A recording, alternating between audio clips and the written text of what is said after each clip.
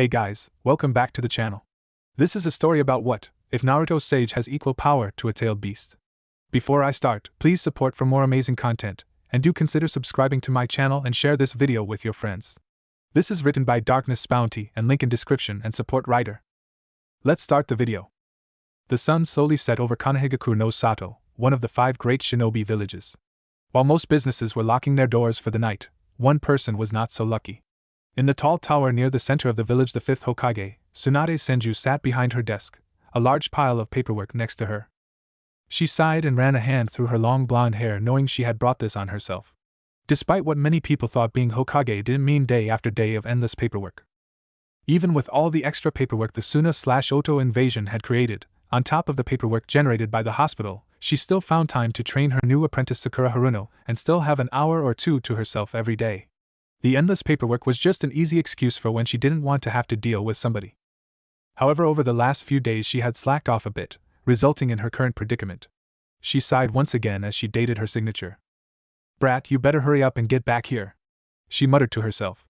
"I'm getting tired of waiting for you to take this job from me." The reason for her recent slacking was her preparing for the return of the #1 hyperactive knucklehead ninja of Konoha. The one who had snapped her out of her decades-long depression following the deaths of her brother and lover in the Second Shinobi World War. The Jinchuriki of the 9-tailed demon fox, the last known member of the Uzumaki clan, and self-proclaimed 6th Hokage, Naruto Uzumaki. "You know, when you put it that way, you'll probably scare the brat away," a voice behind her said. Tsunade looked over her shoulder and saw someone she wasn't expecting for a few more days. It was her teammate, the legendary Toad Sage Jiraiya. Noticing the glare she was giving him, his dopey grin got bigger. "Come on, Tsunade. I don't see you for 3 years and the first thing you do is glare at me?" Jiraiya pouted. "I thought we had something special." Tsunade rolled her eyes but couldn't herself from smiling. "Welcome back," she said before going back to filling out paperwork. "You should have let me know you were coming back early. Sakura will be disappointed she didn't get to meet Naruto as soon as he got back." Jiraiya moved to sit on the couch, but before he could get comfortable, Tsunade asked the one question he had been hoping to put off. "Speaking of which, where is Naruto?" Trying to figure out how to word it so Tsunade wouldn't kill him, he decided to just rip the band-aid off. Putting on his best smile, he happily declared, "No idea. Honestly, I haven't seen him in over a year." Seeing Tsunade freeze up, he realized that his efforts to sound optimistic made him sound a little too enthusiastic about not knowing Naruto's whereabouts. Before he could start explaining, Tsunade snapped the pen she was writing with and slowly stood up. "Jiraiya," she said in the evilest tone he had ever heard. "You have exactly 3 seconds to start explaining why Naruto isn't with you, or I will unleash a hell that will make Orochimaru's experiments look merciful." She began slowly cracking her knuckles while Jiraiya began panicking. Wait, wait, he begged. The toads were watching over him the whole time. He was never in any danger. "Look!" Jiraiya quickly flew through the hand seals for the summoning technique. In a puff of smoke, a small toad, with large eyebrows wearing a dark cape, appeared. Before he even realized where he was, Jiraiya grabbed him and held him in front of Tsunade like a shield.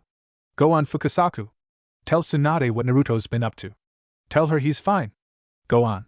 Fukasaku quickly separated himself from Jiraiya and jumped onto Tsunade's shoulder. "Please refrain from using me as a shield in the future," he said as he dusted himself off. "Especially since I told you it was a bad idea to wait this long to tell her." Fukasaku turned and hopped onto Tsunade's desk. "That aside," he said as he began clearing some space, "I have some papers that Naruto wanted me to pass on to you once he got back. I don't see any harm in giving them to you a few days early. And Naruto's fine." Satisfied that Tsunade's desk was cleared enough, he turned back to his summoner, and the enraged medic still glaring at him. "I shall return momentarily," he said with a bow before reverse summoning himself. "See?" Jiraiya said nervously. "Naruto's fine. You can stop trying to kill me with your eyes now." "Right. Tsunade?" The furious Hokage continued glaring for a moment before she turned and walked back to her desk. "Very well," she calmly started, "you've proven that Naruto isn't in any danger. So I can't be mad at you for that." She sat down and pulled a bottle of sake out of one of the drawers. "Now for my next question." Tsunade opened the bottle and swigged, as Jiraiya nervously sat in the chair in front of her desk, knowing she probably didn't want him lounging on the couch right now. Tsunade took several deep breaths before looking at her teammate. "Jiraiya, why the hell did you let Naruto go running off in the first place?" "Well, it was right after Naruto's 15th birthday. He began. Naruto had gone into the woods to train and didn't come back that night. It wouldn't have been the first time he spent all night training, so I didn't think much of it. But the next morning he was back at camp, just staring at the fire with this dead look in his eyes.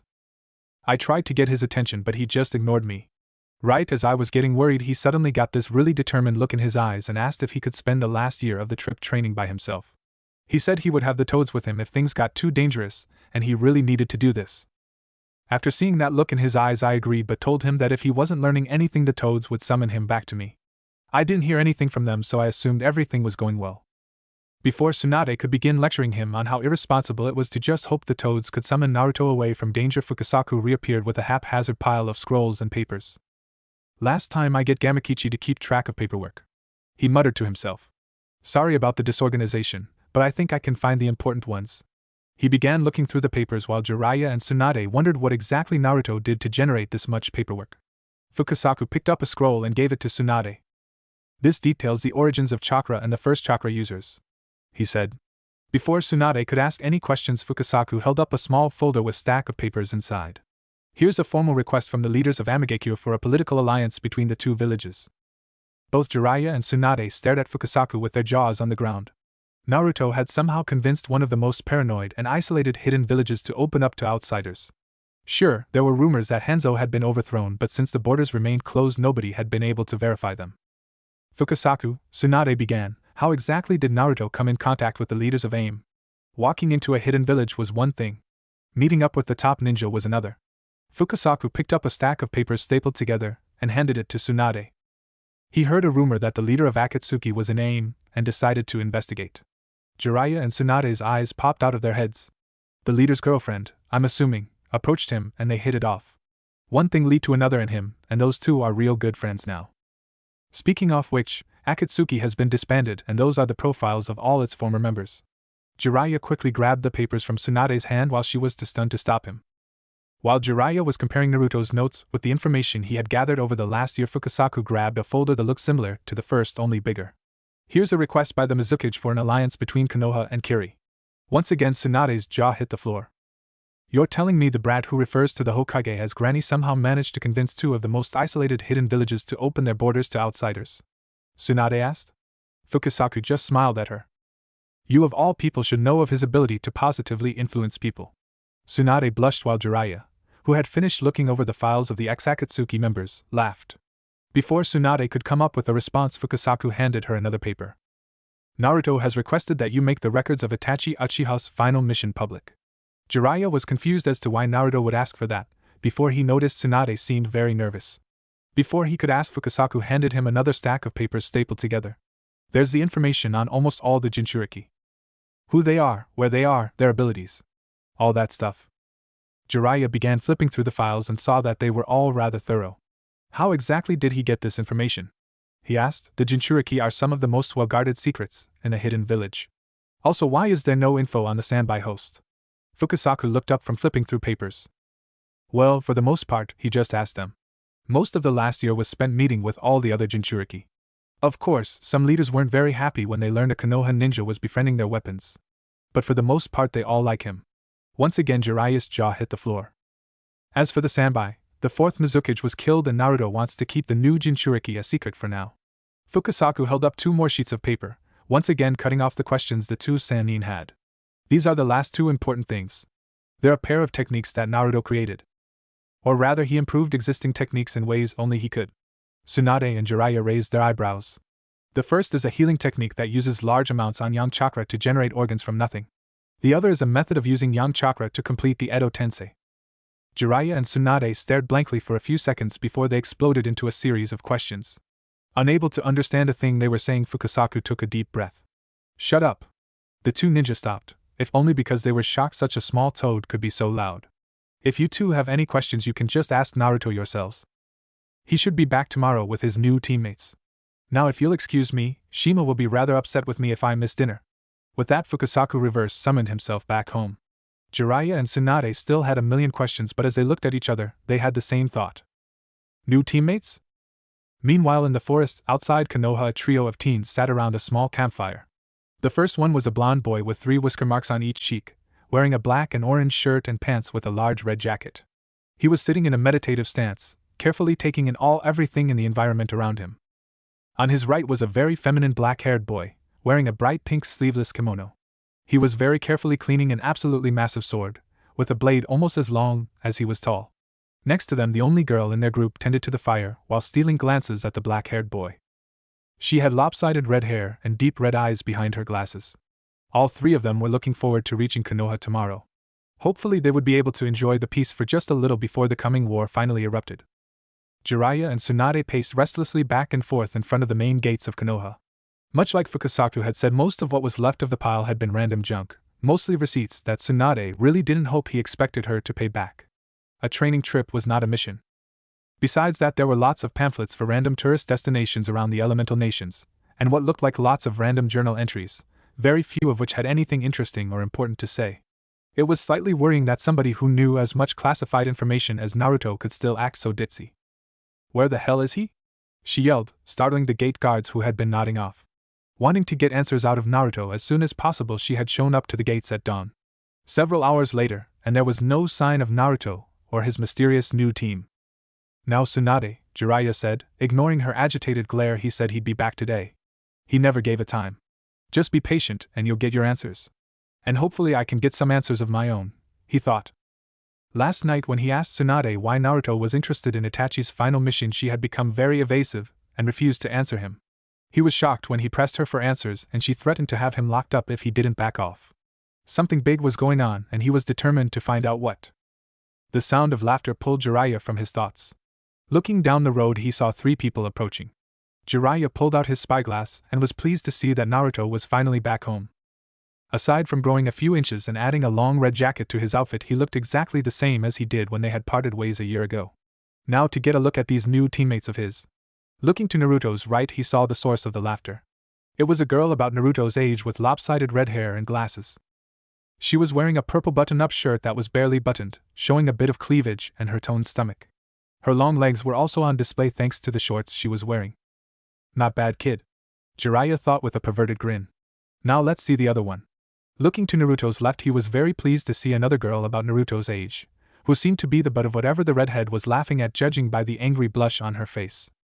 She had long black hair and was wearing a sleeveless pink kimono that showed off her strong arms, presumably gained from swinging the massive sword strapped to her back. All in all, she was rather cute, in an oddly boyish sort of way. "Hey! Pervy Sage! Granny Tsunade! I'm back!"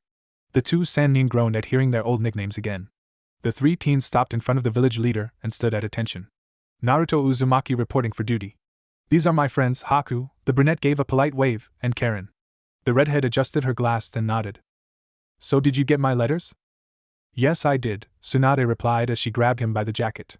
"And there's the little matter of you running your mouth about classified missions that we need to talk about. My office, now." Before Naruto could respond, she dragged him down the street kicking and screaming. "Well," Jiraiya said, "I doubt that was the welcome he was expecting." He turned and looked at the 2 newcomers who were laughing at their friend's unpleasant situation. So the teens stopped laughing and looked at the sage. "Exactly how close are you ladies with Naruto?" he asked as he pulled out his notepad. Haku's blush returned, as did Karen's laughter. Suddenly Karen pulled Haku into a tight hug. "I hate to break it to you," she said, "but the 2 of us are seeing each other exclusively." She punctuated his sentence by kissing Haku on the cheek. Jiraiya began giggling and writing before a depressing thought occurred to him. "So you're telling me after all this time Naruto is still completely clueless when it comes to the ladies?" he asked with a sigh. Haku and Karen looked at each other before they exploded into laughter. Jiraiya raised an eyebrow. "What's so funny?" "You'll have to ask Naruto since it's his story to tell, but let's just say you couldn't be more wrong," Haku said with a laugh. "Come on, Karen. I'm sure Lady Tsunade will have some questions for us as well." With that, the 2 teens walked after Naruto and Tsunade while Jiraiya began thinking up ideas for his next book, involving 2 wandering lesbians and the brave ninja warrior who captured both their hearts. By the way, Jiraiya looked over his shoulder and saw Haku giving him a grin. It was a grin he had come to fear. "I was the same grin Naruto always had right before a prank. You should know that I'm a boy." The teens then left Jiraiya standing there confused. Finally his brain pieced together what it just learned and neatly summarized his thoughts. "What the hell? Start talking, brat," Tsunade said as she paced in her office. "How do you know about Itachi's last mission, and why do you want to go announcing it to the whole world?" Despite giving Naruto her best glare, she could tell he had grown as a ninja by the glare he was giving back. Maybe because he's a hero and right now the entire world is treating him like a monster for sacrificing everything in his life to keep his home safe, even though there's absolutely nothing left to tie him to it. That sound like a good enough reason for you? Naruto snapped, clearly not pleased with having to try to justify why a ninja shouldn't be punished for following orders. Tsunade sighed as she tried to think of a way to calm Naruto down. Sadly, if there was anyone who could sympathize with Itachi, it was Naruto. Look, Naruto, she began softly, how do you think the other villages would react if they found out we were forced to wipe out one of our most powerful clans? Or should we have just let them invade us as we recovered from a civil war? She hoped that Naruto could understand that leaders were sometimes forced to make unpleasant decisions. Naruto, however, seemed unimpressed with her answer. Please, he said sarcastically as he sat down, Kiri isn't as strong as us, and they managed to survive a civil war caused by an Uchiha just fine. Tsunade sat there shocked as Naruto gained a thoughtful look on his face. Then again, they do have all that water keeping them safe.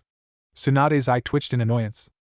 But there's a lot of land between Konoha and the borders. But those borders lead straight into enemy territory. What do you think, Granny? Will you focus? She snapped. Leave it to Naruto to lose focus thinking about borders while talking about a potential war. Now what's this about an Uchiha starting the civil war in Kiri? Naruto blinked a few times before he remembered what they were talking about. Oh yeah? So there was this guy, and everyone thought he died in the last war, but he didn't. But he did kind of turn into a complete and total ass. Naruto said with a frown. He pulled Kurama out of Mom, so he's pretty much responsible for ruining my life. Tsunade had no idea who Kurama was, but hearing Naruto talk about his mother was raising more questions than it was answers. Then he hypnotized the fourth Mizukage and started the bloodline purges which lead to the civil war, so he's pretty much responsible for ruining Haku's life. This caught Tsunade's interest. She had no idea Naruto's new friend had a bloodline. Now that she thought about it, she had just left two completely unknown ninja wandering around Konoha. She should probably do something about that. Oh, and let's not forget he was the one who turned Akatsuki into a terrorist organization. Tsunade rubbed her temples. Naruto hadn't even been back 5 minutes and she had a headache. Naruto, I'm going to ask some questions, she said as she reached for a bottle of sake. And you are going to give me short and simple answers that aren't going to raise a million more questions. Got it? Naruto nodded nervously. He could tell she was getting serious. Now then, who is Kurama? Is this Uchiha still a threat? And what does this have to do with Itachi? Naruto scratched his head. Well, there's really no way to answer those simply. But in order, Kurama is the Kyuubi. No, he isn't, and you don't screw with the guy leading a terrorist organization with having to screw with the second in command. Suddenly Naruto's eye widened in terror. Oh crap. I forgot to tell the pervy sage that Konan and Nagato said hello. Tsunade slammed her head into her desk. With a sigh, she sat up and looked at Naruto. Alright, fine. She groaned, we'll get back to all that later. Really, at this point she was tempted to just kick him out of her office and trust that he knew what he was doing. Just answer me this, what exactly made you want to leave in the first place? Naruto's face hardened. Well, that question's probably the easiest to answer, though it will probably take a while. Looking at the clock, he saw that it was still only 8 in the morning. Well, it started about a year ago. Naruto wiped the sweat off his forehead. He had spent the last few hours sparring with his clones. Ever since that training session where he had blacked out, Jiraiya hadn't been as strong as he had before. Sure, he could still beat Naruto with no effort, but the beatings weren't nearly as bad as they used to be. Naruto sighed and looked down at his hand. Even though Jiraiya hadn't said anything, Naruto was certain that he had lost control of the Kyuubi. He wished he understood why Jiraiya was so determined to have him use the Kyuubi's power. Was there something Jiraiya knew that he didn't? With a sigh, Naruto closed his eyes and began to focus. He didn't want to use the Kyuubi's power, but he also didn't want to accidentally kill someone close to him. Naruto felt the rush of power from the Kyuubi slowly wash over him. He slowly began to increase the power, carefully maintaining focus on his emotions. The more he used, the angrier he got. The angrier he got, the harder it was to control. A vicious cycle if there ever was one. Naruto opened his eyes and froze with horror, or at least he would have if his body wasn't moving on its own. No, no, no, no, no, he thought, since he could scream it out. The veil of blood-red chakra surrounded his body, pulled him forward against his will. Why is this happening? He thought. Last time he had lost control, the last thing he heard was the Kyuubi laughing and taunting him. Now there was nothing. It was almost like the chakra itself was moving him around. Naruto could only watch as his body crawled into a small cave that was covered up by the roots of an extremely ancient-looking tree. What is this place? He thought as he crawled deeper and deeper with only the light of Kyuubi's chakra letting him see. Naruto was sure how long he crawled around in there. His body kept moving without rest, only stopping when it needed to dig where the cave was too narrow or blocked. Eventually he reached an open room.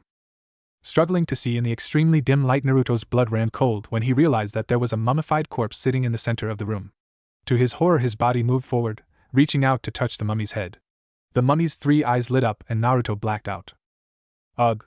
Now where am I? Naruto mumbled as he sat up. Looking around, he saw he was in what looked like a weird mixture of a sewer and a boiler room.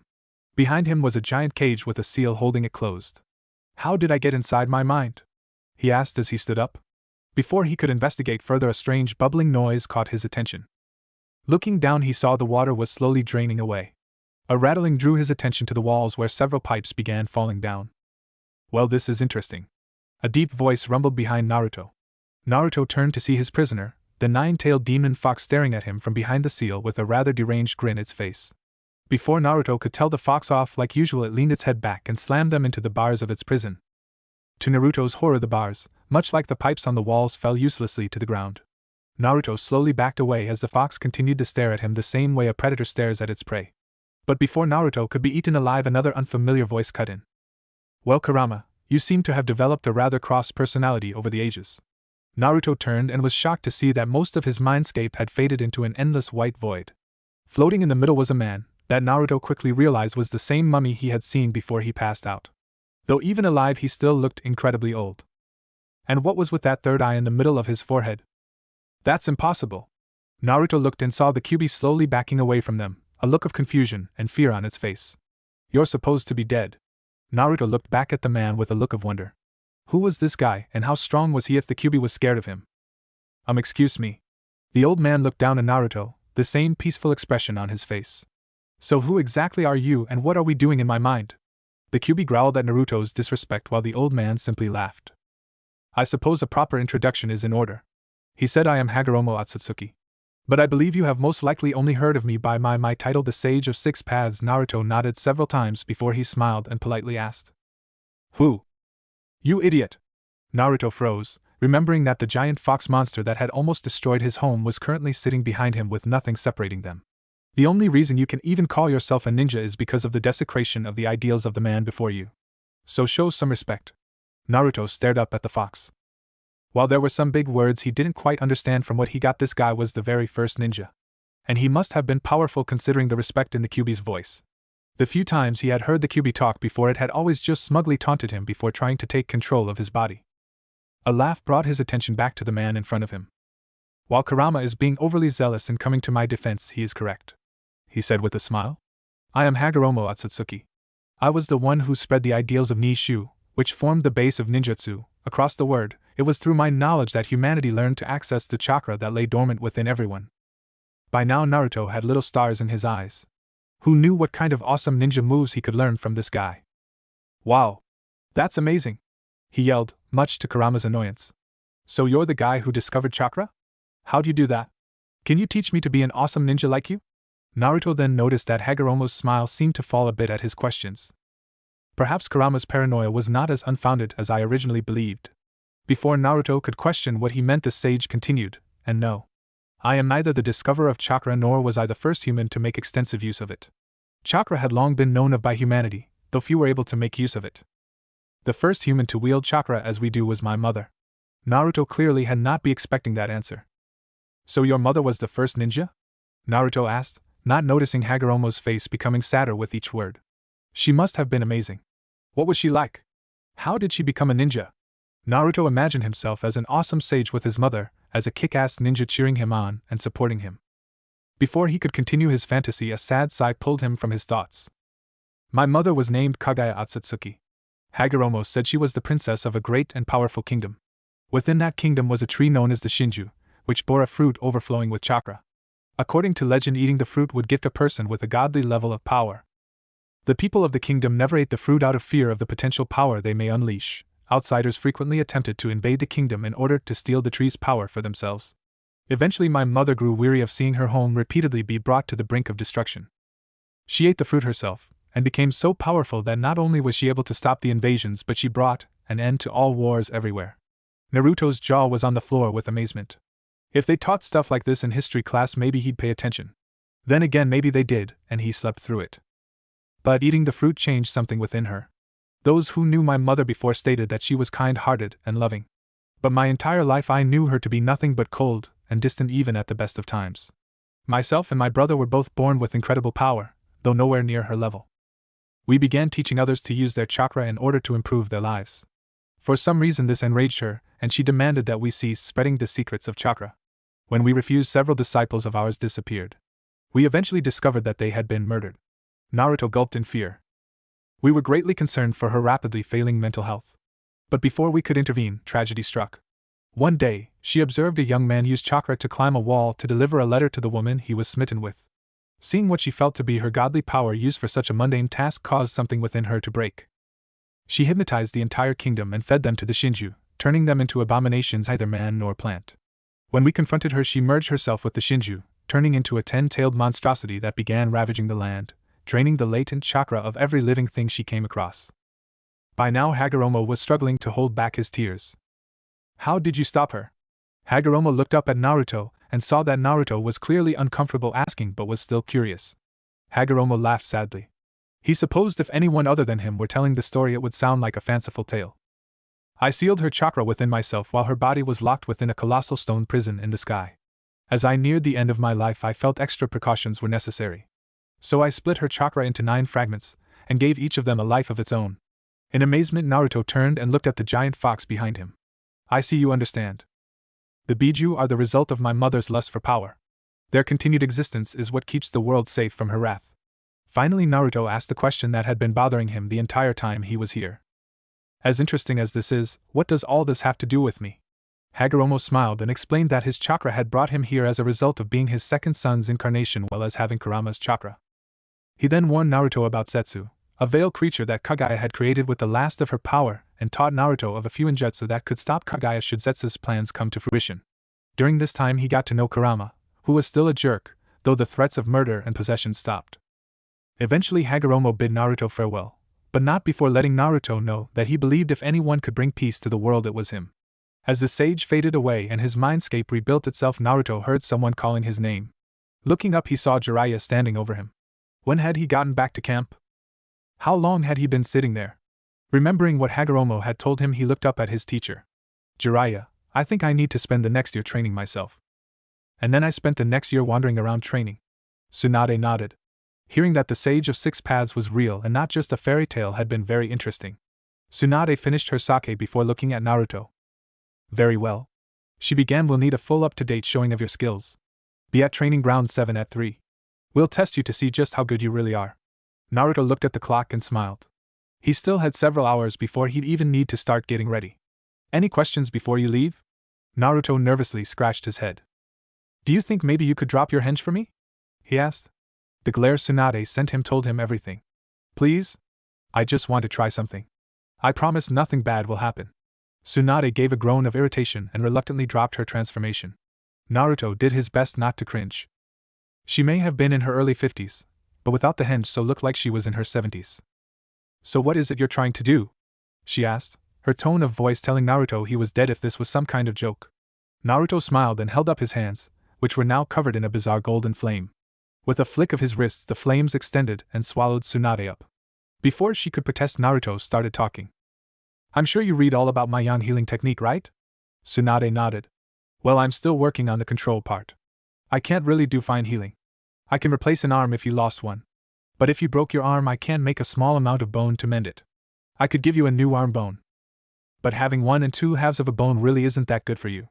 Tsunade managed to avoid rolling her eyes at the statement. She was too busy feeling better than she'd felt in years. So when I first found I could do this, I read some books on biology. I thought maybe I could revitalize old cells and reverse aging. But nobody I tried it on got younger. They just had some extra chakra that made them all twitchy for a few hours. So what makes you think it will be any different for me? Tsunade asked. Of course, she wasn't complaining. She felt amazing. If this how twitchy people felt, she needed to switch to coffee. Well, your creation rebirth technique heals you by speeding up cell division. I know it's a long shot, but I'm hoping my technique will see the artificial aging as unnatural damage to fix it. Like the difference between a boulder slowly eroding over time and someone with a hammer smashing it to pieces. Naruto lowered his hands and the light around Tsunade began to fade. Now let's see how well that worked a little too well. Tsunade's eyes widened in terror as she spun to look at her reflection in the window.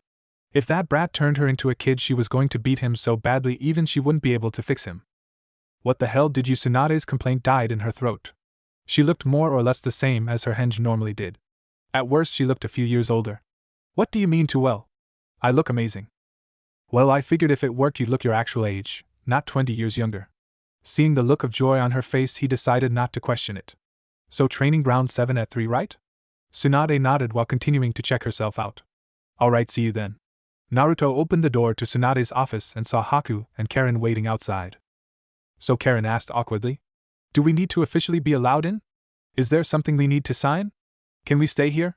Naruto smiled and gave her a thumbs up. Of course you can stay here, he said happily. And we can take care of the paperwork later. For now, let Tsunade enjoy her new look. Ignoring the confused looks on their faces, he grabbed their arms and dragged them away. Come on. I can't wait to introduce you to my friends. Sakura Haruno gave a bored sigh as she browsed the various shop windows. Last night an ANBU had shown up at her house with a message saying the training was cancelled today. She supposed she could meet with Ino, but until she was done with team training she had nothing to do. She wished Naruto would hurry up and get back. The past 3 years had been rather boring without him around. Hey Sakura! The kunoichi's eyes widened as the blonde she had just been thinking about ran towards her with 2 others in tow. Naruto? She asked happily, when did you get back? And who are those 2? She was slightly annoyed that Tsunade hadn't informed her that Naruto was coming back early. Naruto stopped in front of her and looked her over. Well, I'm glad to see you look just as beautiful as you did the day I left. Sakura blushed at this. And these were my teammates while I was gone. You met Haku on our mission to the Land of Waves. The girly boy gave a nervous laugh. I don't believe we were properly introduced back then, given that I was both your enemy and slightly dead. A look of realization crossed Naruto's face. And this is my girlfriend Karen. The redhead next to him waved before holding her hand out to Haku. And I believe I won the bet, she said. Haku sighed and began digging through his pockets. Seeing Sakura's confused look, Karen smiled. With how much Naruto talked about you as we traveled, we both knew he would compliment you as soon as he saw you. Haku thought he would say something stupid and make you mad. Naruto shot Haku a look as he handed some money to Karen. You do tend to make poor word choices, he said. I was expecting you to say something like you haven't changed a single bit, but you managed to surprise me. Ha ha ha, Naruto said sarcastically. I know how to talk to girls. You should know that. Haku and Karen shared a look and a snicker. So Sakura, what was it like having the Hokage as a teacher? Sakura smiled. He may be more mature, but he was still Naruto. Well, it was really hard. But it was also a lot of fun. To start with, Sakura started telling Naruto about the training she had done for the past 3 years. But as they talked, they didn't notice the pair of pure white eyes narrowing into a hate-filled glare. That's so cool, Naruto exclaimed. Do you think maybe you could teach us some of that cool medical stuff? He asked. Sakura noticed that all 3 of them were giving her a hopeful look. This surprised her.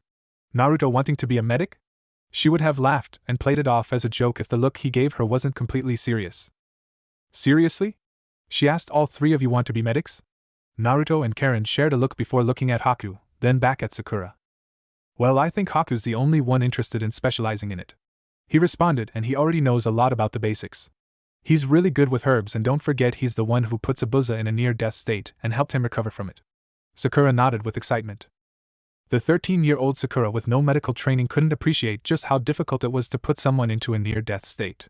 And Haku had done it in the middle of a battle. Naruto had just brought Konoha a potential goldmine of a medic. What about you and Karen? She asked. The Naruto she knew was more a beat the crap out of the bad guys before they hurt someone, rather than a healer. Karen looked smart enough to be a healer, but looks didn't count for much in the ninja world. Look underneath the underneath. We both have chakra with healing properties. Even if we aren't medics, it'd probably still be good to know, Naruto said with a smile while Karen was looking at Haku while pouting and mumbling something about only he can use my chakra. Sakura smiled. Naruto's new friends seemed a little weird, but they also seemed nice. Come on, Naruto, she said as she grabbed his hand. I can't wait to tell everyone you're back. She began to pull Naruto along. And you'll have to tell me all about what happened while you were gone. Naruto sighed happily. It was nice being back in Konoha. He even got to hold Sakura's hand. Sadly, before he could enjoy it, the familiar sensation of death bearing down on him caught his attention. He quickly grabbed Sakura in his arms and jumped backwards, ignoring her startled screams. Naruto, what the hell do you think you're doing? She screeched. Looks like she tried to kill you again, Haku said blankly. Sakura was about to ask what he meant when she saw the road in front of them. It was covered in what looked to be dozens of wires sticking out of the ground like giant darts. What are those? She asked as Naruto put her down. Where did they come from? She reached out to touch one when Karen grabbed her hand. Don't touch those, She warned they will drain your chakra, potentially fatally. As for where they came from, you can thank the rabbit bitch. Karen, what did I tell you about being nice? Naruto asked as he walked past Sakura wearing gloves covered with seals. Fuck nice. She snapped back. With how many times she's tried to kill us, I'll call her whatever the fuck I want. Naruto began plucking the wires, causing them to go limp and revealing them to be strands of hair. Well, technically she was only trying to kill me. He said you and Haku just happened to be in the way. Karen growled, apparently unsatisfied with the answer, while Sakura was more confused than ever. Who are you talking about? What's going on? The three ninja pointed to the roof of a nearby building. Sakura followed their fingers and gasped at what she saw. Sitting on the roof was one of the most beautiful women she'd ever seen. She was wearing a kimono similar to the ones she'd seen in paintings of ancient nobility. She had long flowing white hair that apparently served as a weapon. Oddly, besides having pure white eyes, she had what looked like horns plus a large red eye in the middle of her forehead. Sakura could see several seals on her neck and wrists. But what really caught her attention was that her beautiful face was twisted into the foulest scowl she had ever seen. Who is that? Naruto finished collecting the hairs and waved to the woman.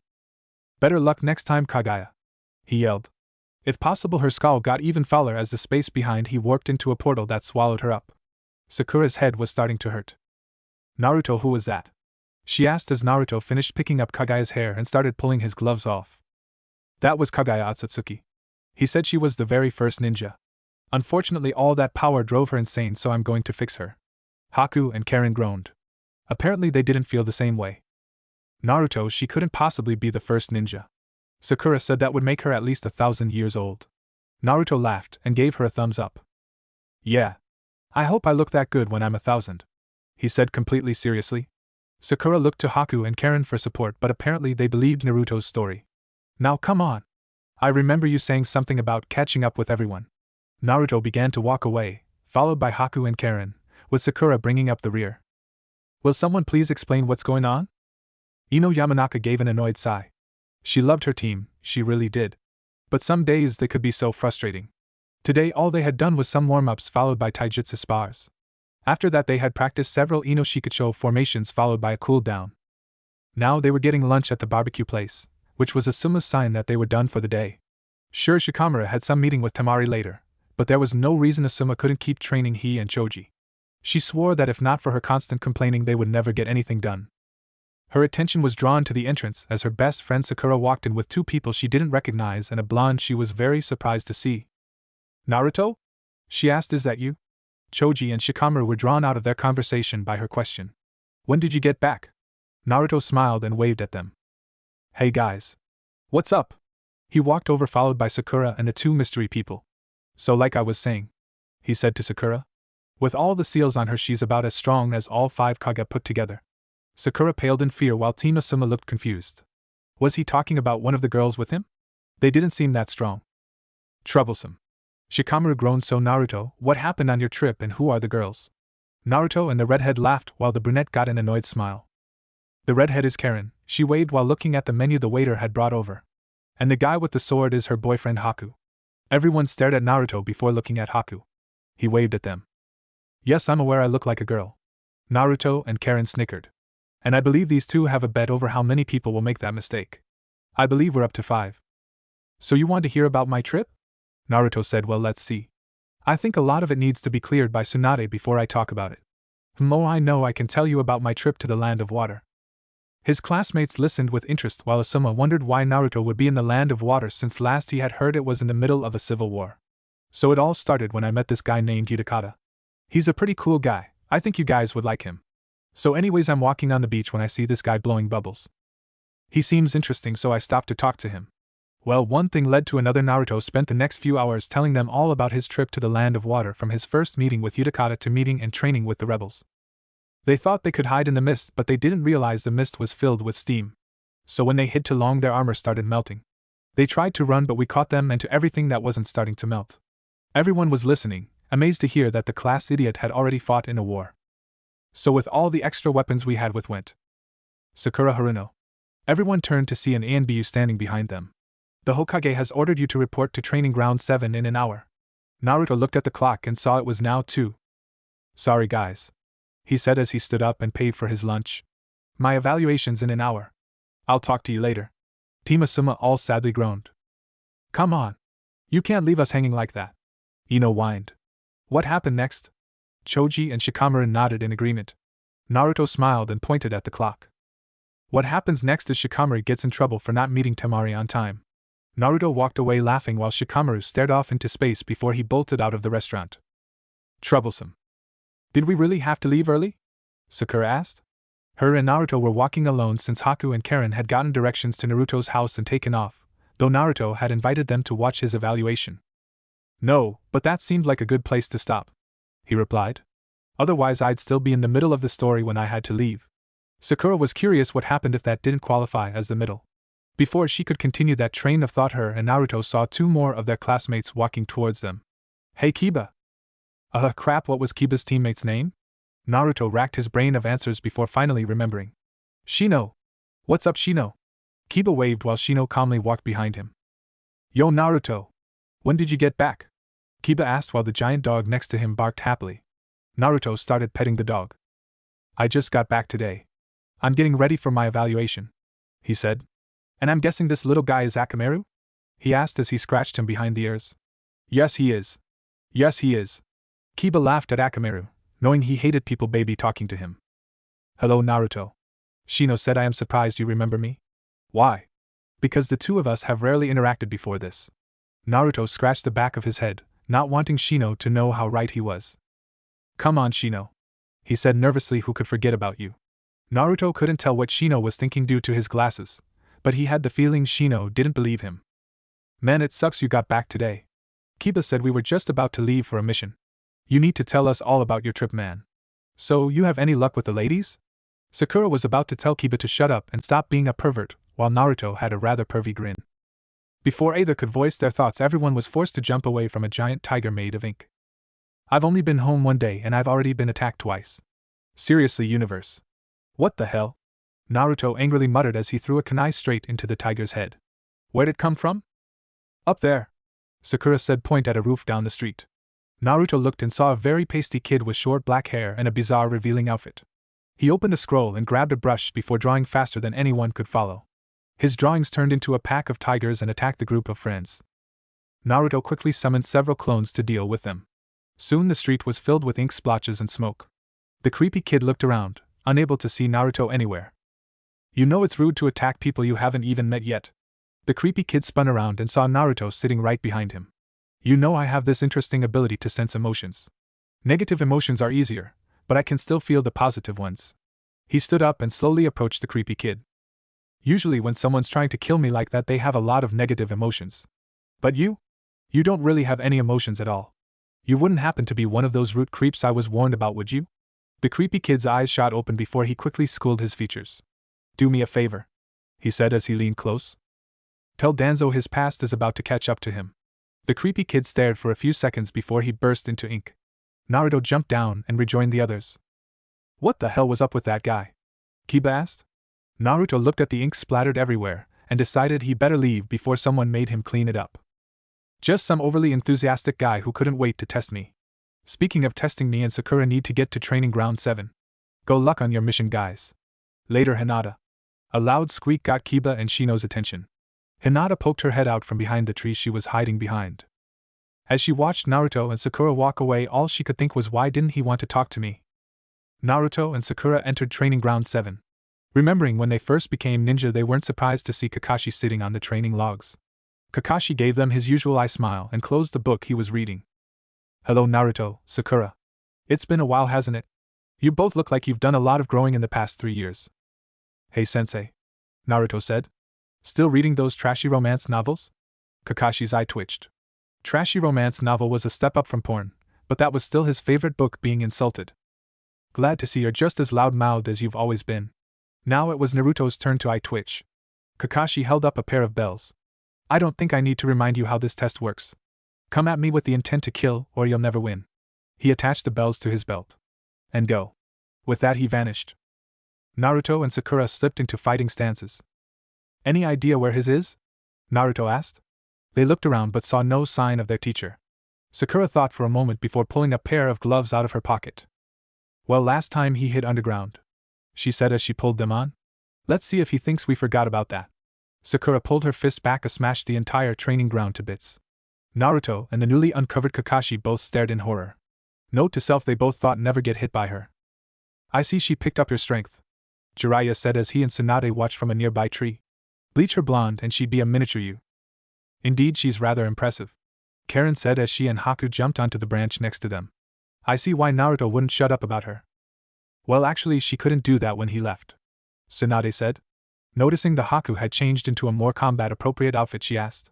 What's with the costume change? I would assume if Karen and I are going to join Konoha, you'd need to evaluate us to assess our rank. We figured this would be a good time to do so. Not if they take too long getting the bells, Jiraiya said, knowing Kakashi they could be out here all night. Haku and Karen laughed. You seriously have no idea just how powerful Naruto is, Karen replied. Though I'd be amazed if he was forced to reveal his full strength here. Something bad would have to happen to push him that far. Hundreds of miles away outside of Sunigakura, 4 figures stood covered with black cloaks with purple music notes on them with a pinwheel eye in the center of them. Several Jonin in Suna uniforms stood behind them. We got all your spies out, the blonde one said to the hunchback. Can I please start blowing stuff up? The hunchback growled in annoyance. Yes, Deidara, he rasped in an extremely gravely voice. Just make sure you remember to use the special explosives you were given. Deidara laughed and summoned a giant, unnaturally white bird. You got it, Sasori, my man, he said as he flew off. The hunchback turned to look at the Jonin behind him. Head to Odogekure, he said. We'll plan our next move once I get back. The ex-Suna non bowed and ran off. Let's go, Sasori said as the other 2 cloaked ninja followed him and the first explosions went off over Suna. Get ready, Kakashi, Naruto said as he charged up a Rasengan. Because I'm going to AHHH. He dropped to his knees and grabbed his head. With a flash of pain, he found himself sitting in an endless white void. Kurama was sitting behind him while 8 glowing fireballs sat in a circle around him. One had grown a large tanuki face. Naruto! It screamed. It's just like Koko and Chome warned. Suna's under attack. There's at least 4. I'm pretty sure all of them are ex-Akatsuki. Help! Naruto removed his hands from his ears. Don't worry, Shikaku. I'll be there as soon as possible. Just hold them off for as long as you can. The tanuki nodded and faded away. Let's do this, Kurama, he said as the fox behind him got an insane grin. Naruto! Sakura yelled as tried to get his attention. Are you okay? Naruto! Kakashi stood off to the side. He was worried about Naruto, but he wasn't dumb enough to just walk up to him in the middle of a test. Suddenly Naruto jumped up. Sorry, Kakashi, but I need to end this right now. Kakashi braced for an attack as Naruto held up his hand. Dark rings appeared around Naruto's eyes as he channeled chakra through his hand. Suddenly the bells flew from his belt and into Naruto's hand. Naruto tossed one to Sakura. We win! Got to go! Haku! Karen! Let's go! Haku and Karen jumped from the tree along with Jiraiya and Tsunade. Naruto, what's going on? Tsunade asked. Naruto began channeling the same golden chakra and healed her with, only this time it spread over his entire body. Suna's under attack, he said. The 3 of us will go on ahead. You send backup. Before Sakura or Tsunade could protest, Naruto's chakra exploded. Where a teenage human once stood was now a giant golden 9-tailed fox. A glowing chain shot out of Karen's wrist and wrapped around his neck. She grabbed Haku and pulled them onto Naruto's back. The fox turned and jumped away. Tsunade stared in shock before turning to the masked Jonin. Kakashi, get ready. Team Kakashi and Team Asuma are providing backup to Suna. Now. Alright, listen up, Tsunade said as she looked at the ninja assembled before her. Approximately 15 minutes ago, Naruto Uzumaki, along with his 2 new self-proclaimed teammates, took off for Suna. They claim that Suna is under attack but failed to provide any details. You are to follow after them, provide assistance in the event they were right, and drag them back here so I can remind them that they can't just go running off whenever they want. Any questions? Sakura stepped forward. Lady Tsunade, she began, I believe I saw that creepy Kagaya woman chasing after him. Do you want us to do something about her too? Tsunade thought back and recalled seeing someone in white chasing after them. Wait, Kagaya? Tsunade said nervously. As in Kagaya Otsutsuki? Sakura nodded, not enjoying the look of fear crossing Tsunade's face. Is that idiot trying to get us all killed? What the hell is he thinking, just letting her wander around? Naruto claims that she has several seals on his body that allows him to somewhat control her, Sakura said. But even still he claims she could fight all 5 Kage and win. Tsunade groaned. She was really starting to regret just letting Naruto skim over the details of his trip. You are to stay as far away from her as possible. Once Naruto gets back, I'll have him fill me in. Any more questions? Nobody spoke up. Then move out. Team Kakashi and Team Asuma turned to chase after their favorite blonde idiot. The desert sun was beating down as Naruto, still a giant golden fox, ran as fast as he could across the dunes. Riding on his back were his teammates, Haku and Karen, and their new passenger Temari. They had spotted her right at the edge of the land of fire and picked her up after quickly explaining what was happening. So do we have any idea who's attacking Suna? Karen asked Naruto. Luckily when Naruto went full-tailed beast mode he still appeared on top of Kurama's head so they could still talk to him. Well, I can't talk to Shikaku when my system is flooded with Kurama's chakra like this, he said, but from the way he was describing everything blowing up I'm guessing that day something guy is there. I believe the name you're looking for is Deidara, Haku said. And if the ex-Akatsuki structure hasn't been changed too much, Sasori of the Red Sand is most likely with him. Temari paled at that. Having a brother who was interested in puppets meant she had heard all the horror stories of what Sasori had done. Right, those two, Naruto said. But he didn't say anything about the other two. He said it seemed like they were just keeping the other Suna ninja from interfering. None of the ninja liked the sound of that. Naruto, do you think this could be a trap? Temari asked. With 4 S-class missing Nin attacking and only one actually doing any damage and the other 3 stalling for time, it looked like a trap. Most likely, Naruto said. But Suna's under attack. I'm not about to just let my friends be killed because it's safer for me to run away. I'd be a pretty crappy Hokage if I did stuff like that. Everyone smiled at that. Naruto wasn't letting all his newfound power go to his head. Gaara raised another wall of sand in front of him to shield himself from the latest explosion to be launched at him. So far outside of destroying several buildings surrounding the Kazekage Tower and verbally taunting him, the attacker hadn't made any direct moves at him. So what were they waiting for? Gaara! The Kazekage looked up and saw a giant golden fox falling towards him. In a flash of light it vanished, leaving behind 4 teens. Don't worry. Team Naruto is here to save the day. Before anyone could point out how dumb his intro was, a manic laughter got their attention. Well, what do you know? Deidara said with an insane grin. Just like we planned. Attack the raccoon and the fox will come running. I didn't think it'd work, but here we are. Deidara the blonde looked over his shoulder to see his partner approaching. A raccoon and a tanuki are 2 separate creatures. Use your brain before you accidentally blow yourself up.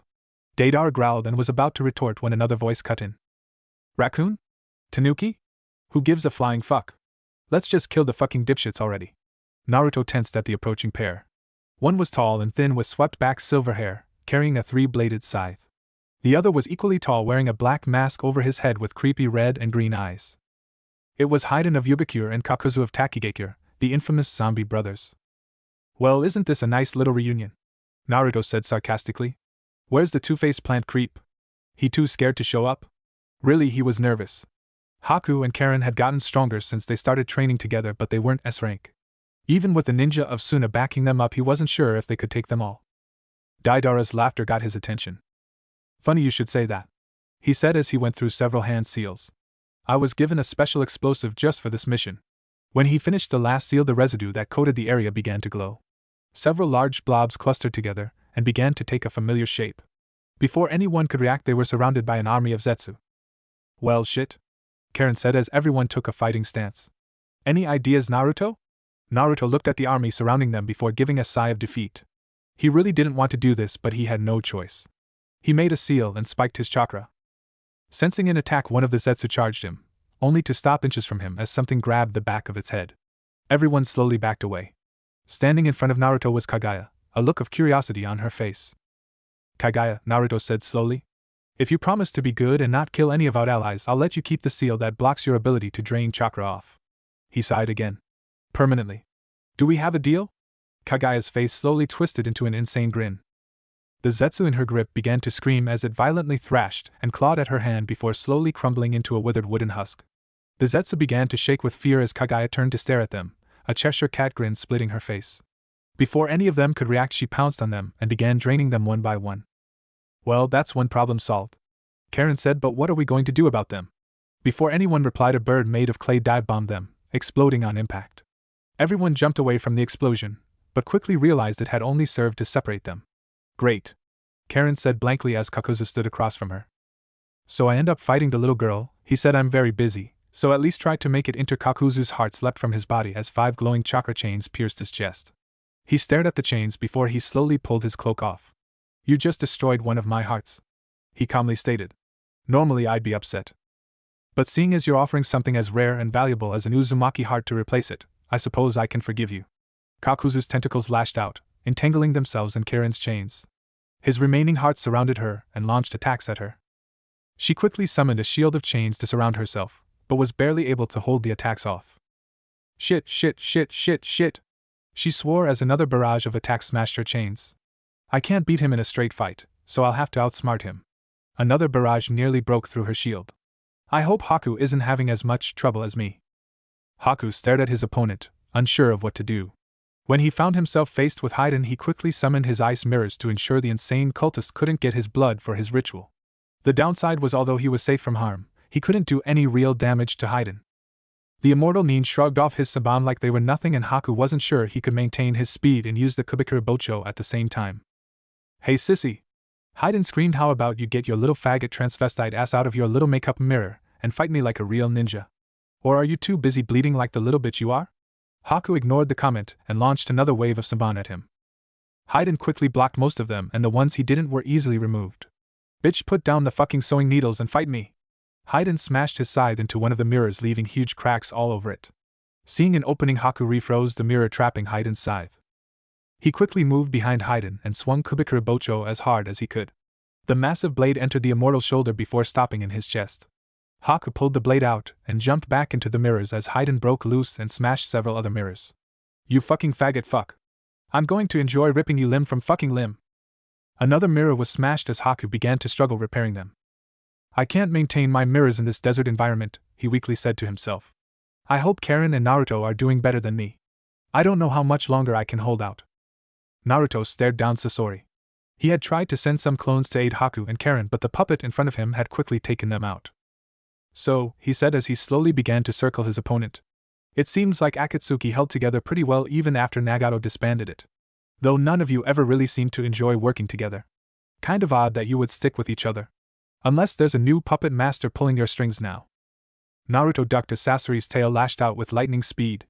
Naruto summoned a pair of clones to flank him, and the trio launched a barrage of air bullets at him. His tail quickly twisted around his body, taking most of the hit. I don't know why you bother asking. Sasori rasped out, you are already well aware of our plans. Though how you learned of them is a mystery I would like to solve. His tail whipped around and destroyed one clone, while he spit several saban at the other. Naruto summoned more clones and continued to try to get into Sasori's blind spots. Actually, I'm just making a few educated guesses. I have a few concrete facts, but most of your plan eludes me. Naruto began to focus his chakra to his throat, knowing that he had only one shot at this. And just because somebody is on your side doesn't mean your enemies can't learn from them. Naruto took a deep breath and spat at Sasori. Thinking it was another air bullet, Sasori raised his tail to block it, but was shocked when a glob of lava began melting his tail. Before he could react, a clone with a Rasengan smashed into his back. Naruto jumped back to see if he'd done any damage. Sasori's tail was now fully burned off, and the armor on his back was filled with cracks. His body parts were all twitching as he tested their movement. You damaged my favorite puppet, he said slowly. I can tell that you're going to become quite the thorn in our sides. Though I'm curious as to when you obtained the ability to use lava release. None of our intel indicated you had this ability. Naruto frowned. He had been hoping that his Rasengan would destroy Sasori's armor completely. Now his enemy knew one of his biggest secrets. Thankfully, he hadn't worked out the source of his secret. No matter, Sasori said as he armed his weapons. Killing you and the Kazekage just became higher priority. Naruto summoned more clones. I thought your plans revolved around capturing the Jinchuriki, not killing them. Not that it matters since neither one of us is going down, the clones charged as Sasori fired his arsenal. Those were the plans of the old Akatsuki that you dismantled. He said we no longer need the Jinchuriki or the beasts they hold. We simply need them out of our way. The last clone was destroyed and Naruto and Sasori locked eyes. And make no mistake, one way or another, two of our enemies will die tonight. Gaara sent several tendrils of sand towards Deidara, who easily dodged and weaved out of the way, before launching several explosions his way. Gaara's theory that they had been stalling was proven correct as Deidara was now focusing all of his attacks directly at the village leader. Gaara pulled his sand back and cut Deidara's leg. Damn it! He hissed, I should have known fighting you low to the ground was a mistake. I can't believe I had to carry all that shit to summon all these weaklings. If I had a full supply of explosives, you'd have been dead long ago. He threw several more clay spiders at Gaara, who easily blocked them again. Then I suppose I should consider myself lucky that you aren't fully armed, he blankly said. Though it would have been a good plan had Naruto not brought that woman with him. Deidara growled. Fuck you! He snapped, I don't need pity from the guy I'm about to kill. Besides, even with that bitch holding off the freaks, that doesn't change the fact that 2 of your backup are nowhere near out level. They'll be dead soon enough, and then their opponents will come for you. Deidara laughed and set off another round of explosives. He's right, Gaara thought. I need to end this quickly. Naruto ducked under another wave of Saban. When Sasori had stopped spitting them, he had assumed the puppet was out of ammo. Sadly, the puppet's body was covered with Saban launchers, which had made creating clones or getting close impossible. But now he noticed something new. Why isn't he attacking me? Naruto asked himself. He has enough puppets that he supposedly destroyed an entire country by himself. So why is he shooting Saban at me with a broken puppet? Naruto became very nervous. There were 4 S-rank missing nin here plus an army of Zetsu. If they really wanted to kill him and Gaara, they could have easily teamed up to kill Gaara then turned on him when he showed up. But instead they had waited until he showed up, and now they were drawing the fights out, causing lots of damage, but not actually killing anyone. What were they waiting for? A scream got his attention as something crashed in between them. The dust cleared, revealing Kagaya draining another Zetsu as it weakly struggled in her grip. So that's how it is, Sasori said, getting Kagaya's attention. Looks like we're forced to use the fallback plan. A tube extended from Sasori's back and fired a flare as Kagaya raced forward and grabbed him by the head. She attempted to drain his chakra but quickly found no chakra to drain. Confused, she looked up and saw Naruto running away, chasing someone wearing the same cloak as the man she was holding. Looking down, she saw that she was holding an empty suit of armor. With a snarl, she crushed the puppet's head before turning to try and find some more Zetsu to drain. So things have gone that badly, Hayden said as he looked at the flare. Well, at least now I get to kill a bitch. He slashed his hand and began using his blood to draw a symbol on the ground. Haku tensed up as he waited to see what Hayden would do. He hadn't been cut, so why was Hayden starting his ritual?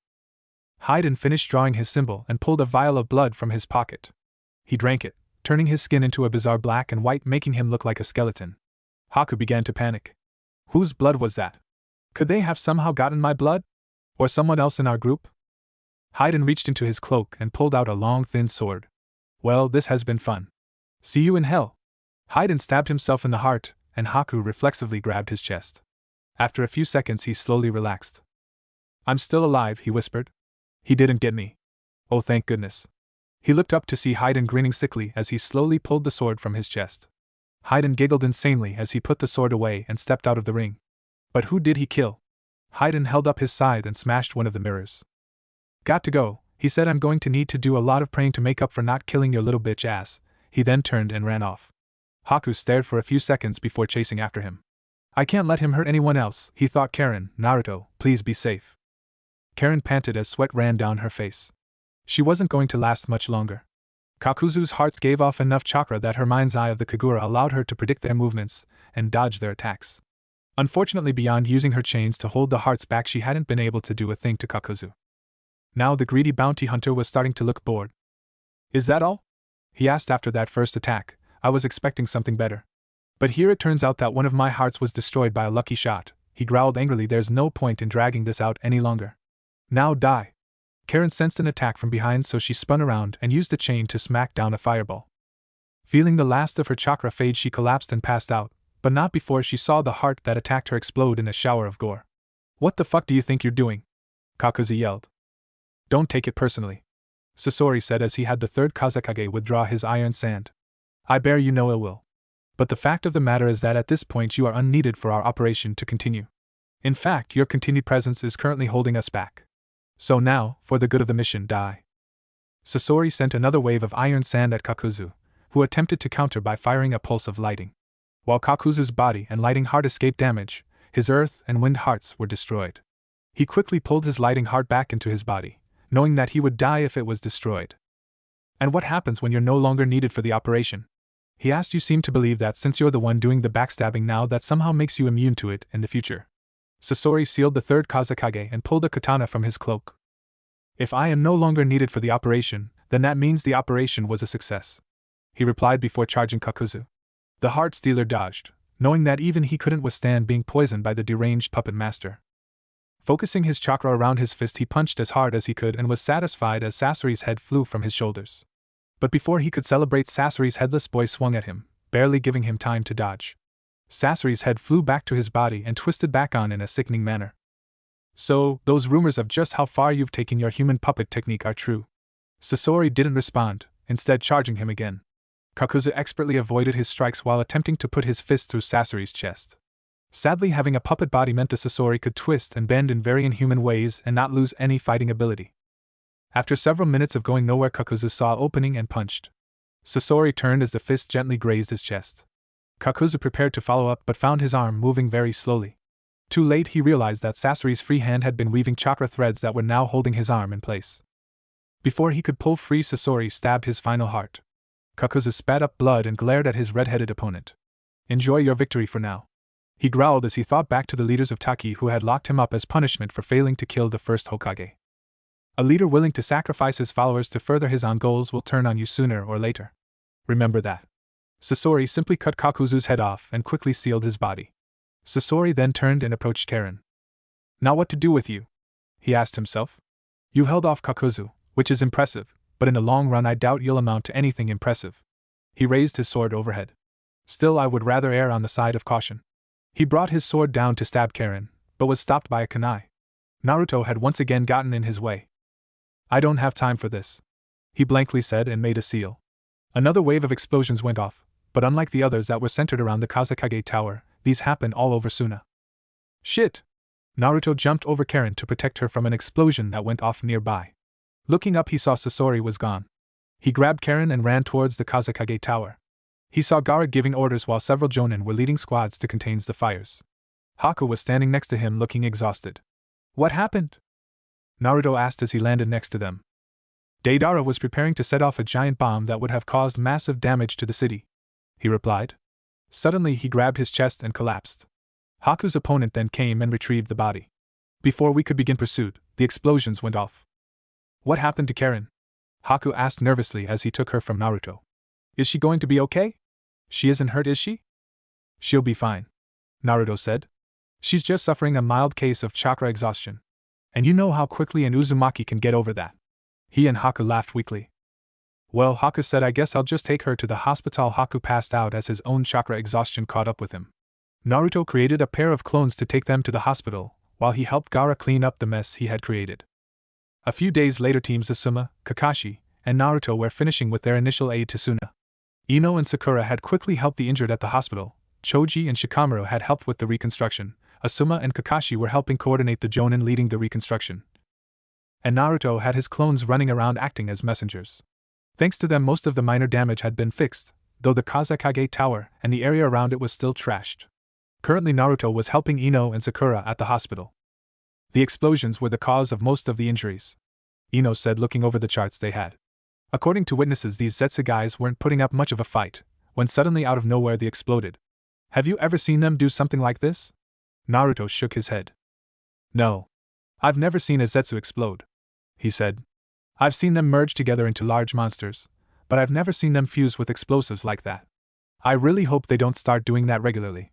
Sakura tried to be optimistic and gave Naruto a smile. "Well, if they do, we'll just have to find a way to stop them." Naruto smiled and nodded, not having the heart to let her know just how bad the situation was going to get. Not yet, at least. Now the only person left to check is Haku. Karen said she was going to get the healing started, and I'm curious to see how well it worked. Sakura walked away and Naruto was about to go see if Kakashi needed anything else when what Sakura said caught up to him. "Oh shit," Naruto said. A loud scream filled the air. Ino and Naruto quickly ran down the hall to find Sakura sailing in a doorway with her eyes bugging out of her head. Meanwhile, in the land of rice fields, the citizens of the new Otogekyo were going about their business. Right now it was just a large town, but once all the construction on the outskirts was finished, it would be a small city, comparable to other shinobi villages. In the central tower, Sasori is giving a mission report to 4 people. The explosive Zetsu did not cause as much damage as we were hoping. A woman in white, matching the description of the Kagaya woman we were told to look out for, drained most of them of their chakra. A growl came from the corner. But we were successful in removing Deidara and Kakuzu. "Excellent," the man behind the desk said. "We can begin making preparations to move to Phase 2. Sasori gave a bow, turn to walk away. "And Sasori, please tell Haiden that if he can put off praying long enough to walk back here, he can put off praying long enough to give his own report." Sasori nodded and left. "So what do you think?" he asked a figure in the corner. "I observed for as long as I could without being detected," Zetsu said. "I have not yet managed to learn how Uzumaki is controlling Mother. Or how he turned her against us, her loyal servants." The leader nodded. "Very well. Continue to observe her as frequently as possible. If we can recruit her to our side, it will make things much easier. Setsun nodded and sank into the floor. The remaining 2 people stepped in front of the desk. What are your thoughts? The tall orange-haired boy spoke up first. Having Kagaya on our side would be in our best interests, he said calmly. But based on Setsu's observations, we cannot hope for her to help us. I think ensuring that Phase 2 goes off without any hitches is the best course of action at this point. The leader nodded and looked at the pinkette next to Yugo. The fuck you expect me to say? She snapped. You're the fucking leader of this shithole. I'm just here to fuck up that pineapple-headed shitstain and his weasel fucking cum dumpster whore. How's that for a fucking plan? The boy frowned. Tayuya shows some respect, he said. You are not vital to this plan. You can very easily be replaced by any number of Otonin. She scowled. Fuck off, Yugo. I'll talk however I fucking want to whoever I fucking want. You fucking got that? Yugo felt his temper being to act up, but a spike of killing intent made both of them focus back on the leader. That's enough. Both of you, he said. Now leave. I have some documents that need to be finalized. They bowed and left, Tayuya a bit slower due to her noticeable limp. He turned and stared out the window at his growing city. Just you wait, Itachi. You, Konoha, and everyone else who ever disrespected the Uchiha clan will pay for your treachery. Sasuke said as his purple-ringed eyes pulsed with rage. Just what in the hell do you think you're doing? Tsunade yelled as she paced behind her desk. In front of her were Teams Asuma, Kakashi, and Naruto.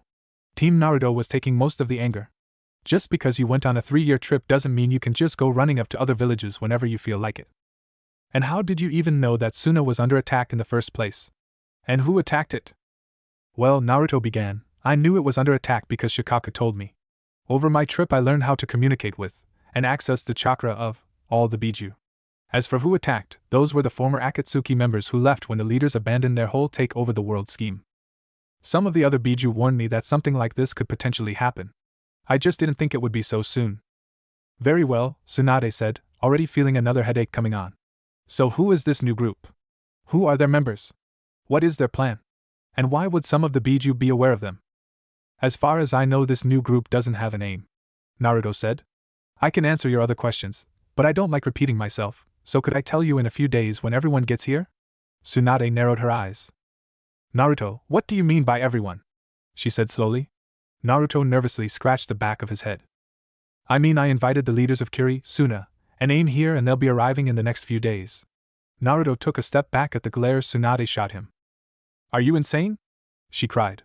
You can't just invite a bunch of foreign leaders to just waltz on in here. Do you have any idea what kind of message that will send other countries? They might think that we're preparing for something big. Lady Tsunade, Naruto said so sternly that her triad ended. Before it could regain steam, Naruto continued. In case it escaped your notice, one of our closest allies has a smoldering crater in the middle of their village. Put there by a gang of S-class missing nin. It seems to me that somebody is already trying to send a message. I have a lot of info that I've been ignoring because I had no proof it was true and I didn't want to cause any problems. Now because of that there are dozens of people in Suna's hospital receiving from being blown up.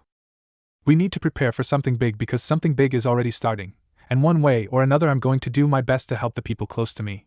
I can do it with your permission or without it. What's it going to be? Everyone watched nervously as Naruto and Tsunade stared at each other. Finally, after what seemed like an eternity, Tsunade sighed and pulled a bottle of sake from her desk. You are so lucky that I like you, brat, she growled. Fine. For now I'll trust your judgment. But I'm warning you. If this goes badly, you will be the one cleaning up your mess. Naruto grinned and gave HR a thumbs up as she poured herself a drink. Now there is one thing you need to answer for. How exactly is Kagaya Otsutsuki here and why are you just letting her wander around completely unsupervised? Isn't this the same woman that nearly wiped out humanity? Naruto tilted his head in confusion. Well, her being back is part of the story I wanted to tell everyone, he said, ignoring her agitated groan. And why would I not let her wander around? She's completely harmless. As he said this, the window behind Tsunade smashed to pieces and Naruto ducked as a bone flew over his head and embedded itself in the wall. Everyone watched in confusion as Naruto walked over to the broken window and started waving. Kagaya, please don't break things, he said a little too happily. When you do, I'm the one who has to pay to fix them. Tsunade looked out the window and saw Kagaya standing on the window across the street. Her hand was extended, like she had just finished throwing something. Her fingers were twitching with annoyance, if her face was anything to go by. She turned and jumped away as Tsunade stared at Naruto. How exactly is that harmless? She asked. In case you didn't notice, people don't normally try to kill each other. Naruto shrugged. Maybe, he said. But this is a huge improvement compared to how she used to be. I placed some seals on her that would paralyze her if she tried to drain the chakra of anyone. At Suna I removed them and told her they were gone for good. But what I didn't tell her was they will reactivate as soon as she tries to do it again. In the days since the battle she hasn't tried once. I know she isn't nice or normal, but she also isn't a monster. At least not anymore. Tsunade sighed knowing she wouldn't be able to talk Naruto out of this. Of course she doubted she could do anything against Kagaya even if she wanted to. Very well. For no, you're all dismissed. Everyone saluted and turned to walk away. Before you go, Naruto, how many days will it take for everyone to get here? Naruto thought for a moment before holding up 3 fingers. Tsunade was again stunned. Even ignoring Naruto's apparent ability to instantly communicate across long distances, she didn't see how they could all get here so quickly. Suna was understandably, since Naruto could have just told them before he left. If Kiri had its Jinchuriki and they could talk with their Biju like Naruto, could she suppose that he could have told them as they were leaving Suna? But Ain? She couldn't think of any way for Naruto to communicate with them, or for them to get here so quickly. She decided to stop asking questions and just let them go. As they walked down the hall, Shizen walked up to Kakashi. So Kakashi, she said as she nervously adjusted the papers she was carrying. My shift ends a little early today, so I was wondering if perhaps you would care to join me for dinner tonight? She blushed as Kakashi turned and I smiled at her. I'm very flattered, Shizen, he said while Shizen's heart fluttered. But I'm going to have to decline. Shizen's heart shattered. It was nice talking to you though. Later. Kakashi walked away, leaving Shizen disappointed until she felt someone tapping her shoulder. She saw Karen was the one trying to get her attention. Excuse me, Shizen, was it? She asked. She nodded, so Karen continued. I don't really think you're his type. Seeing Shizen's confused look, she continued. Well, we in Suna, and blushing slightly, she leaned in and whispered in Shizen's ear. A number of expressions crossed Shizen's face, most of them some variation of confusion. Finally she pulled away. Are you sure? She asked. I know that Kakashi isn't exactly the most normal person around, but that seems a bit strange even for him. Karen nodded. A person's chakra will fluctuate a certain way when they're interested in someone else, she explained. He was definitely interested. Shizen walked away looking more confused than ever. Everyone else left the Hokage Tower and began to go their own separate ways. Speaking of dates, Naruto said. Would you like to go out tonight, Sakura? Sakura stopped and thought about it. Part of her wanted to instantly reject him like she used to while she waited for Sasuke to finally come around. But another part wanted to say yes. The part that had formed when she saw Naruto bandaged in the hospital after the failure of the Sasuke retrieval mission. The part that had grown louder as she spent 3 years training and remembering her time on Team 7 and all the time she spent with Naruto, while Sasuke did his best to distance himself from them as much as he could. As those two fought, the third voice that was exhausted after the mission and wanted to crawl into bed and sleep spoke up. Not right now, Naruto, she said. Ask me again some other time. Naruto smiled. That wasn't a no, so he still had a chance. Alright, Sakura. Some other time, he said. Hey Ino. Would you like to go out tonight? Both girls froze and stared at him. Finally Sakura spoke up. Naruto, what the hell? She asked angrily. You can't just ask out 2 girls right in front of each other. Do you have any idea how rude that is? At Naruto's confused look, Ino spoke up.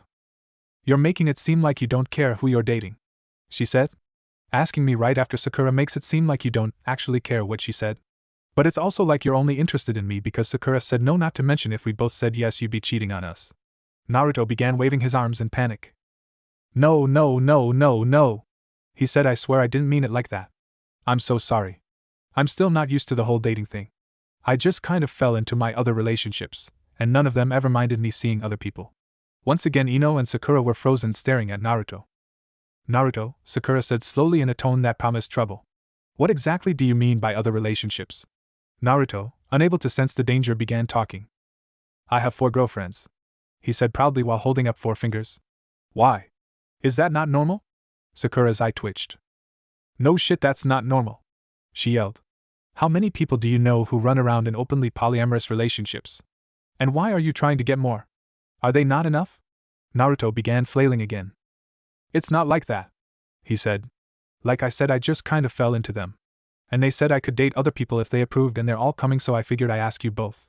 I've always liked Sakura, and Ino's pretty and kind, so I figured why not?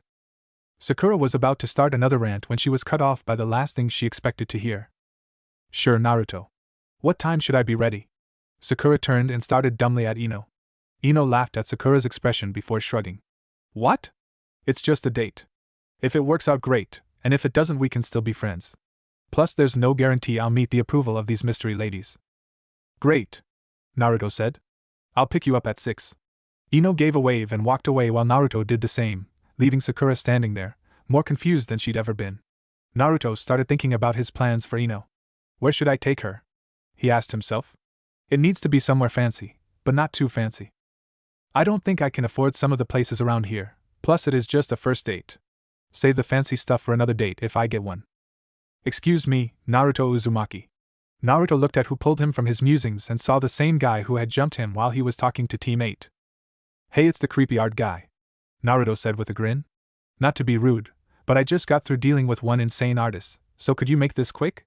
The artist gave a very creepy grin. My master wishes to have a word with you. Naruto's smile instantly fell and his face hardened. He fully turned to face the artist.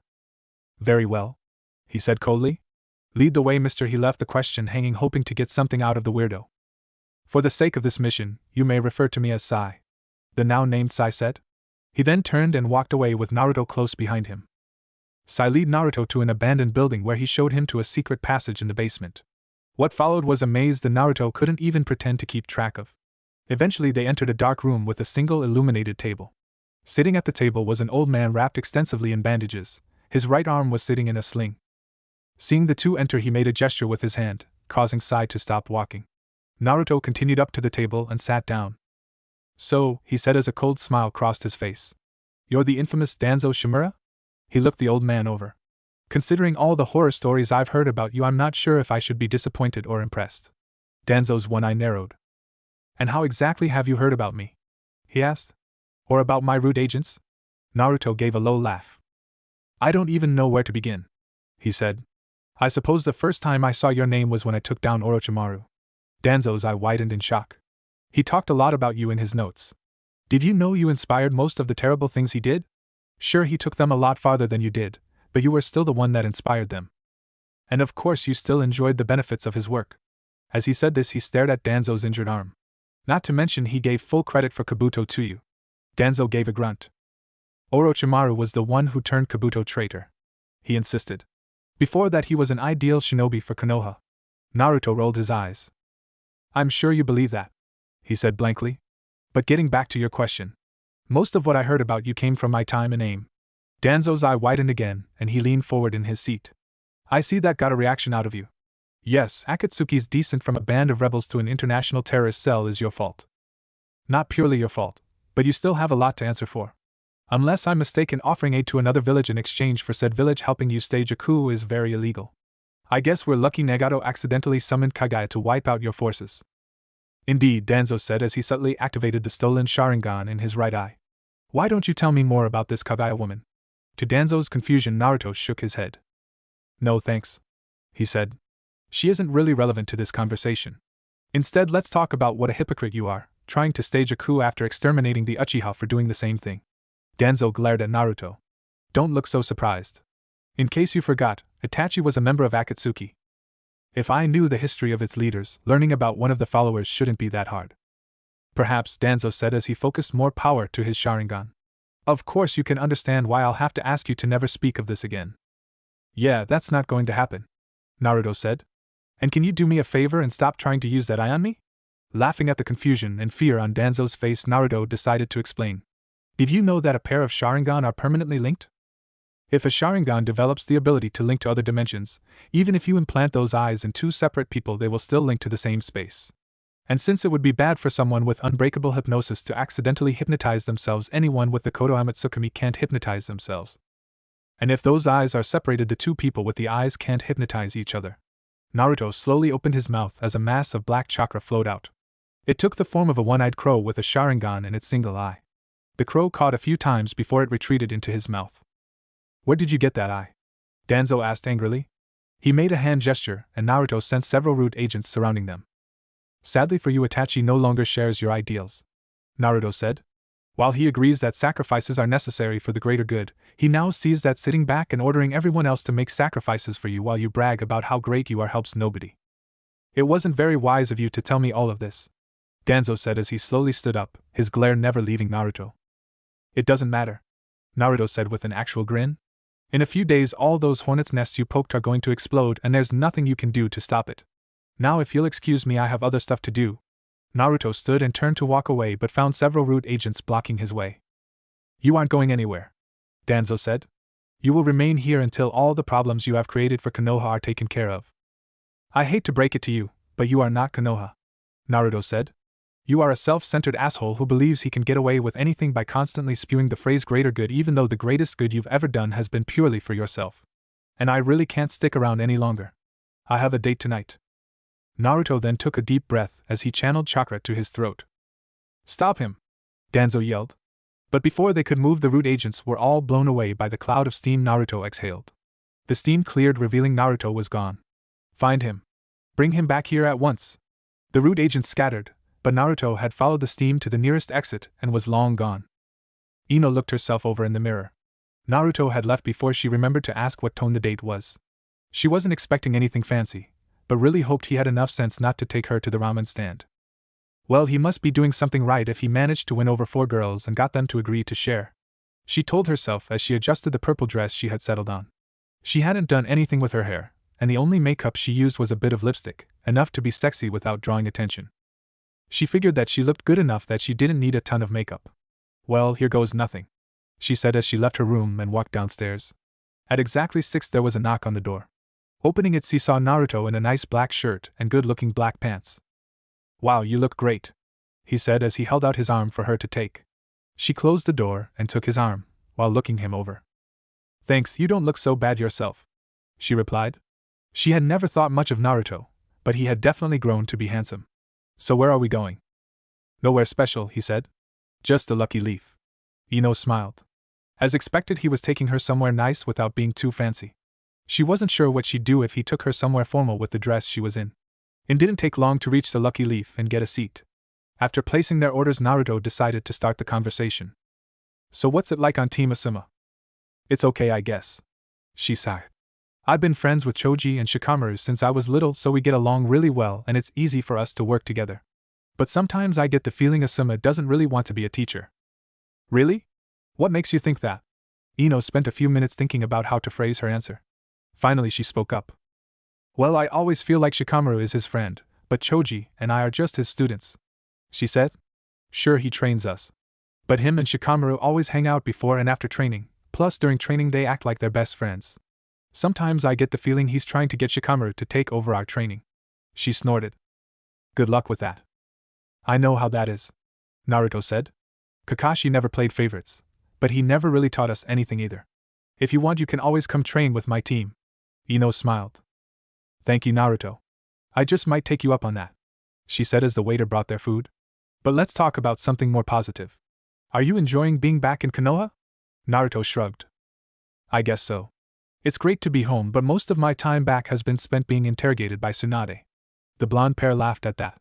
And I barely even had any time to clean my apartment. Plus I forgot to ask anyone to take care of my plants, so they all died. Now I have to start my garden all over. Ino instantly perked up. You like gardening? She asked, surprised. When Naruto nodded, she quickly latched onto the shared interest. How come I've never seen you in my family's shop? We're the best flower shop in the village. That's part of the problem, he said. When you're the best, you tend to charge a little extra. I could never afford anything from there. Hey, our shop isn't that expensive, she said with a blush. She knew that wasn't true. There were only a few flower shops in Konoha and her family's had a reputation for quality. Of course, their prices were high compared to other shops. Deciding to move on, she asked Naruto what kind of plants he grow, to see if she could help get him started. They talked about their favorite flowers, ideas they had for what flowers would look nice together, and tips and tricks they had for helping plants grow. Before Ino knew it, they had been talking for several hours and Naruto was now walking home. I figured we could do it by taking some white ones, then breed them with something closely related that's blue.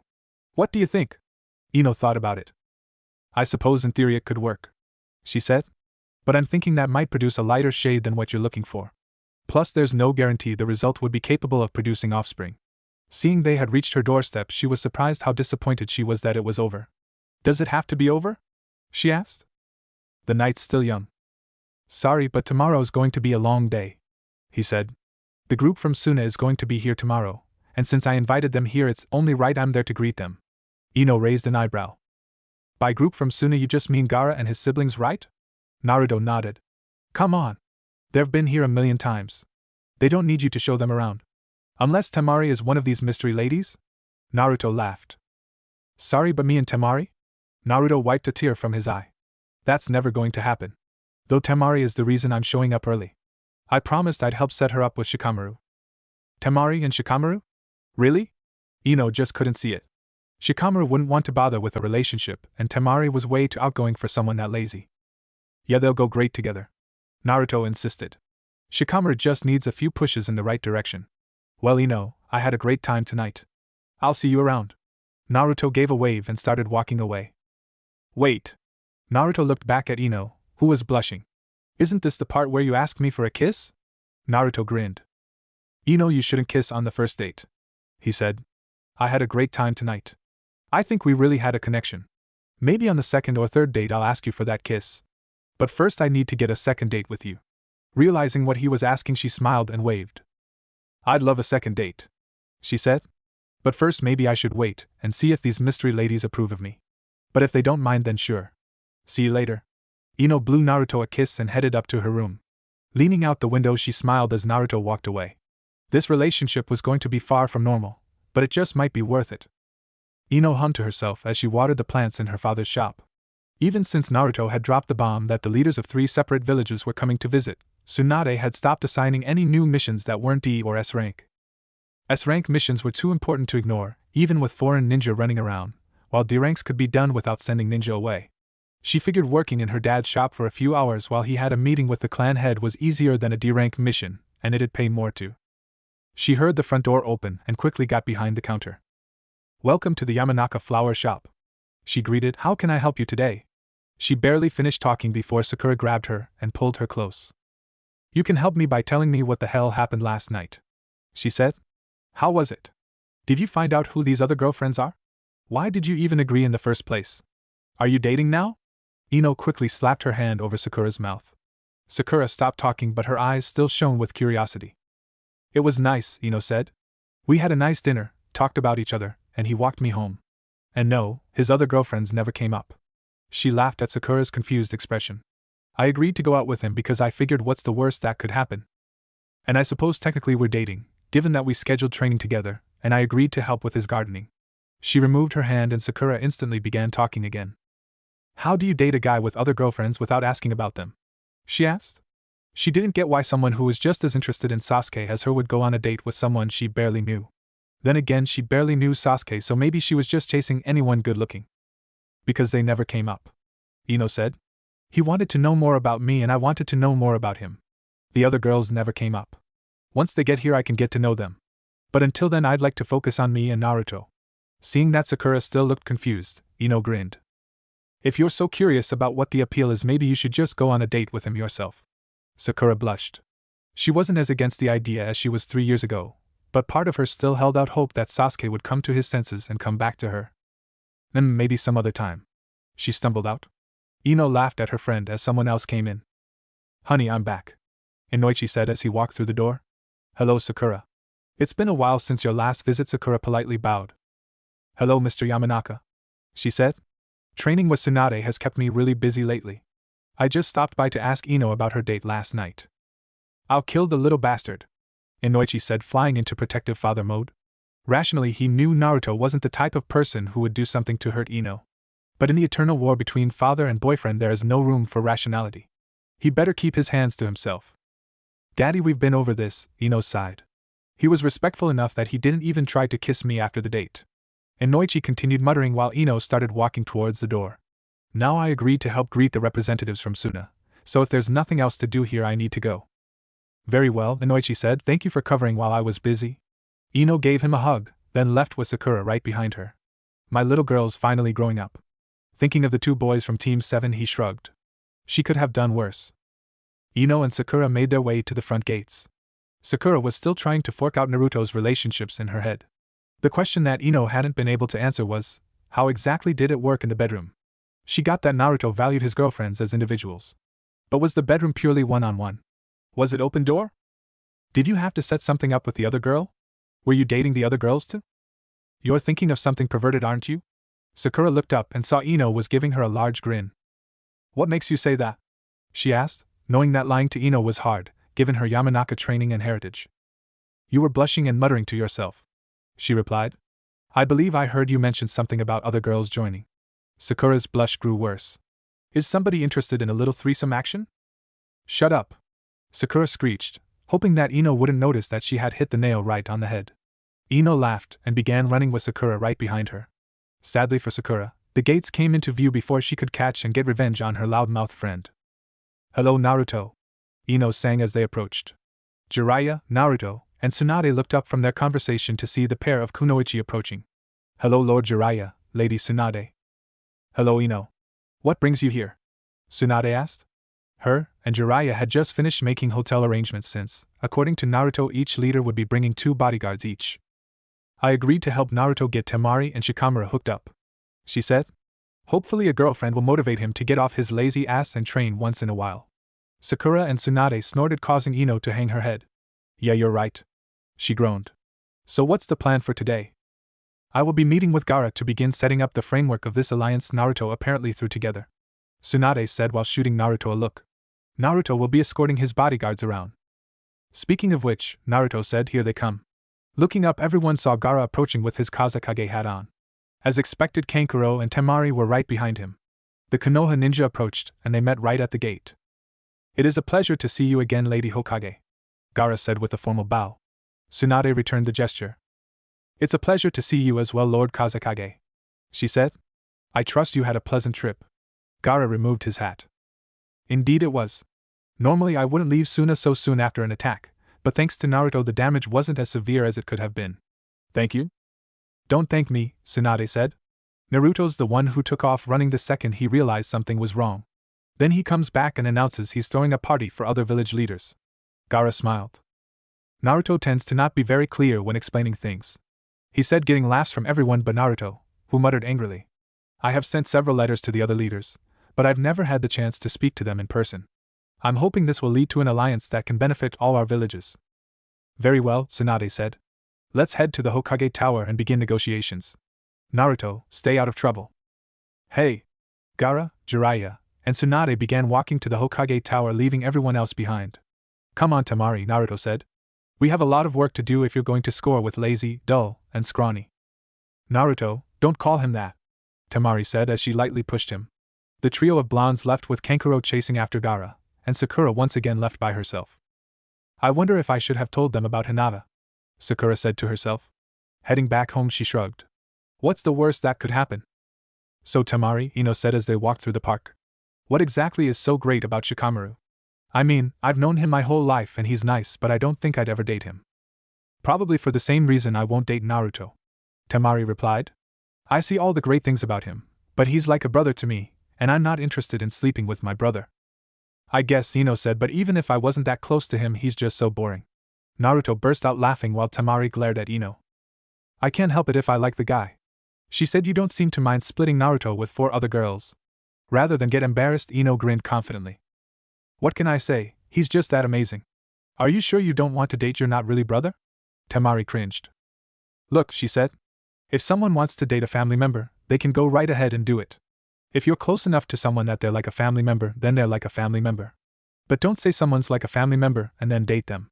Because then you're just going out of your way to be weird. As interesting as this is, Naruto said. I've located the target. He pointed to a nearby hill where Shikamaru was staring up at the clouds. Okay, here's the plan. Ino and Temari leaned in, interested to hear what Naruto had thought up. Temari, go tell Shikamaru he's taking you out and when to pick you up and where to take you. The girls stared at him. That's your plan? Ino asked. Just go tell him that they're dating? Naruto nodded and grinned at them. Well, I couldn't outsmart Shikamaru, he said. So I figured just tell him he has to do it. He'll agree because arguing will take more effort than just doing what you say. The girls couldn't think of any way to argue with that. Alright, let's do this, Temari said as she confidently walked over to Shikamaru. Naruto and Ino watched as Temari stood over Shikamaru and started talking. Shikamaru sat up and seemed to start panicking as the conversation continued. Finally he fell backwards in defeat as Temari turned and walked back to them with a big smile on her face. Well, that was easy. So what are you going to wear? Ino asked. Seeing Temari's confusion, Ino's jaw dropped. Oh my god, you've never been on a date before, have you? Seeing Temari's blush, Ino grabbed her arm and dragged her away. Don't worry. I have a dress that will look absolutely gorgeous on you. A Naruto? He turned and saw Hinata, who looked like she was on the verge of passing out. Sakura told me that you were dating openly and I was wondering if perhaps you'd be interested in going out with me tonight? Naruto tilted his head in confusion. Hinata was interested in dating him? And weren't there rules for clan heirs and heiresses dating outside their clan? Wouldn't she need to give up being heiress to date him? How was she supposed to unite the main and branch families if she gave up being clan head? But there was one other problem that was a bit more pressing. Are you sure? He asked. You look kind of sick. Maybe we could do it some other time when you're feeling better. No, I'm fine, she yelled. Blushing at her outburst, she continued at a normal volume. That's just because I'm nervous. I'll be much better tonight. So what time should I expect you? How about 6? He asked, ignoring the fact that she had basically invited herself. She nodded and walked away with the biggest smile he had even seen on her face. Man, 2 dates in 2 days? If I'm not careful, I'm going to run out of places to take them. With that, he left to plan his date. Naruto sat across from Hinata trying to think of what to say. He had decided to repeat his date with Ino since that had gone so well. He probably should have told Hinata, since she was now a bit overdressed. But it was too late for that. Might as well enjoy it. So Hinata, what kind of training has your team done while I was gone? He asked, figuring that training was one thing they were guaranteed to have in common. Nothing special, I guess, she said. True to her word, she was now much calmer than she had been earlier. Kurenai showed us some genjutsu. Nothing too powerful, just enough to distract the opponent so we can move in and hit them with our taijutsu. Wow, really? Naruto asked. Kiba doesn't really seem like the genjutsu type to me. Or do you cast the genjutsu and Kiba goes in for the attack? Hinata frowned. We never really discussed how to use them as a team, she said. Kiba wasn't that interested in learning them, and Shino learned them, but he prefers to use his clan jutsu. Now it was Naruto's turn to frown. Not to be rude, but it doesn't really sound like she's taught your teammates all that much. Hinata scowled at him. You're not exactly one to talk, she said. I seem to remember Kakashi ditched you for a month during the Chunin exams. Yeah, and that was the first and only time he did it, plus it was only for a month while I was a genin. Naruto said, ignoring the fact he still was a genin. It sounds like Kurenai has been focusing on you repeatedly for the past 3 years. Plus your Chunin. Shouldn't you be learning something a little more advanced than some basic genjutsu? Genjutsu is Kurenai's specialty, Hinata said, quickly coming to her teacher's defense. Besides, Kurenai has always done her best to teach us. I'm not trying to say anything bad about Kurenai, he said. I'm just saying if you aren't learning that much under your teacher's best, you might want to consider getting a new teacher. Hinata could see Naruto's point, though she still didn't like him talking bad about the woman she thought of as a mother. So Naruto, she said, trying to lighten the mood. What did you learn over the past 3 years? Naruto tried to think of something he could tell her that wouldn't reveal things he didn't want revealed yet and lighten the mood. One very important thing I learned is, no matter how much they claim to know about ninja, never get advice from a civilian.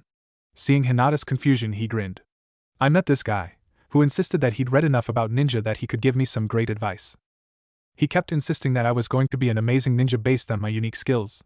Like how my henge is an actual transformation instead of an illusion. Hinata tilted her head in confusion. But the henge already is an actual transformation, not an illusion, she said.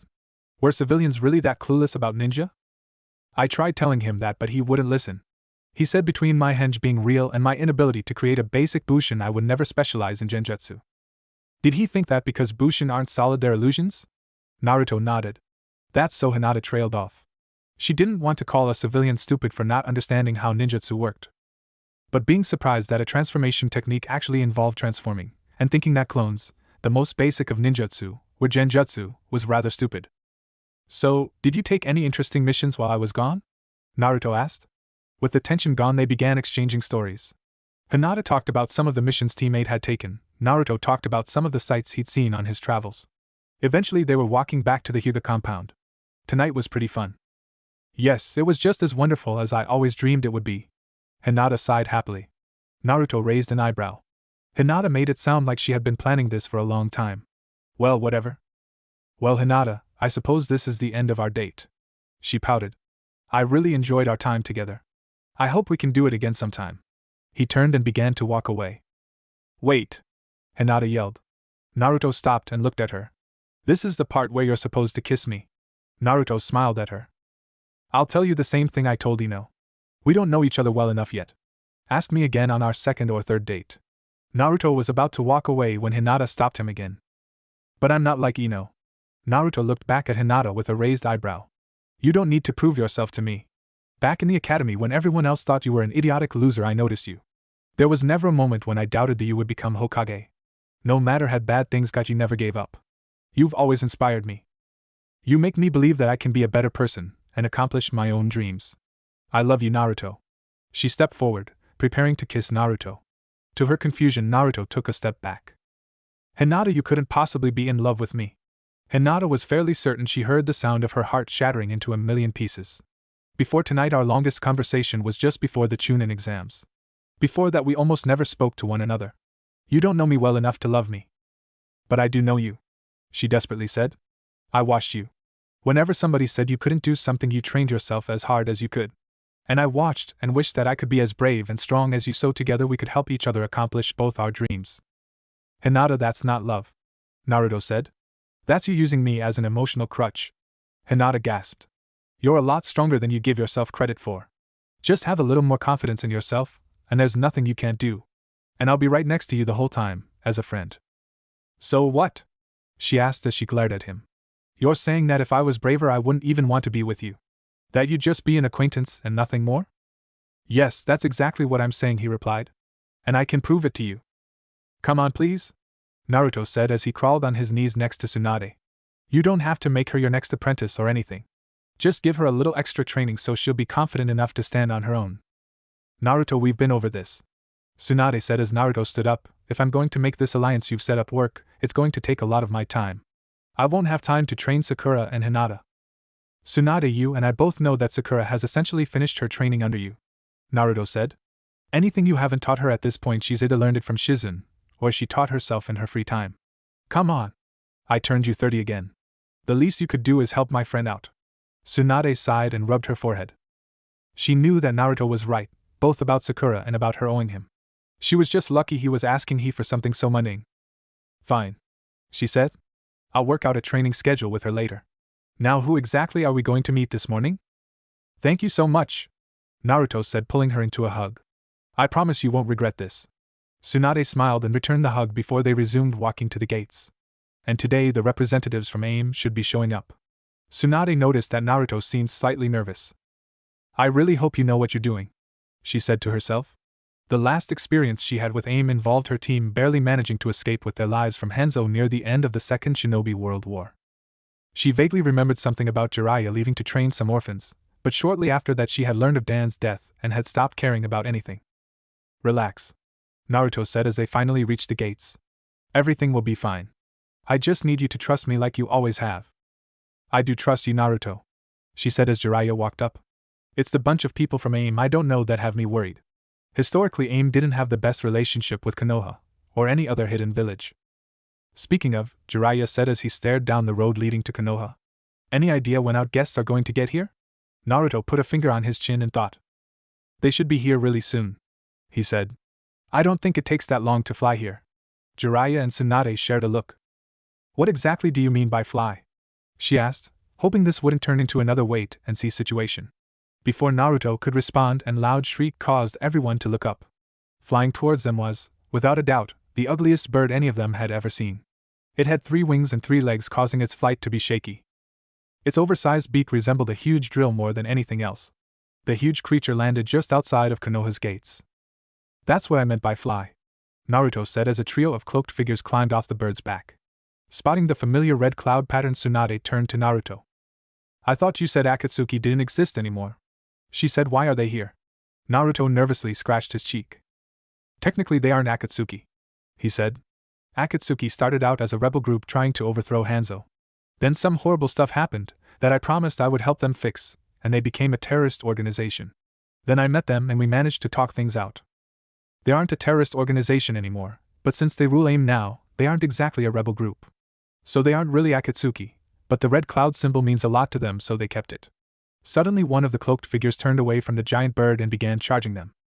Tsunade was prepared for a fight but stopped when the figure began waving. Master Jiraiya! A female voice happily sang out. Tsunade saw Jiraiya freeze, an expression of shock and confusion on his face. No, he whispered to himself. It can't be. The figure jumped at Jiraiya and tackled him into a hug. As she did, her hood fell down, revealing a young woman with blue hair and pale skin. She had a pierced lip and eyeshadow that matched her hair. It's so good to see you again, she said happily. She opened her eyes, revealing them to be a steely gray. She let go of Jiraiya, who stepped back in confusion. Conan? How are you here? I thought you were dead. Conan turned and looked at Naruto. They stared at each other for a few seconds before a look of realization crossed his face. Oh crap, I forgot. He turned to his teacher. Conan and Nagato, say hello. Jiraiya face-palmed while Conan giggled as she approached Naruto.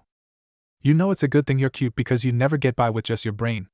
Naruto pouted and pulled her into a hug. Hey, that's not fair, he said. I've been working on getting smarter. I hate for my stupidity to accidentally get you hurt. Conan laughed again before leaning forward and pulling him into a deep kiss. She pulled back and stared into his eyes. I missed you, she said before pulling him into another kiss. Jiraiya and Tsunade's jaws hit the ground as Naruto pulled back and kissed her cheek. I miss you too, he said while continuing to plant kisses on her cheek. Jiraiya was torn between happiness that Conan was still alive, confusion as to how she knew Naruto, and pride in Naruto for finally opening his eyes to the amazing beauty that is women.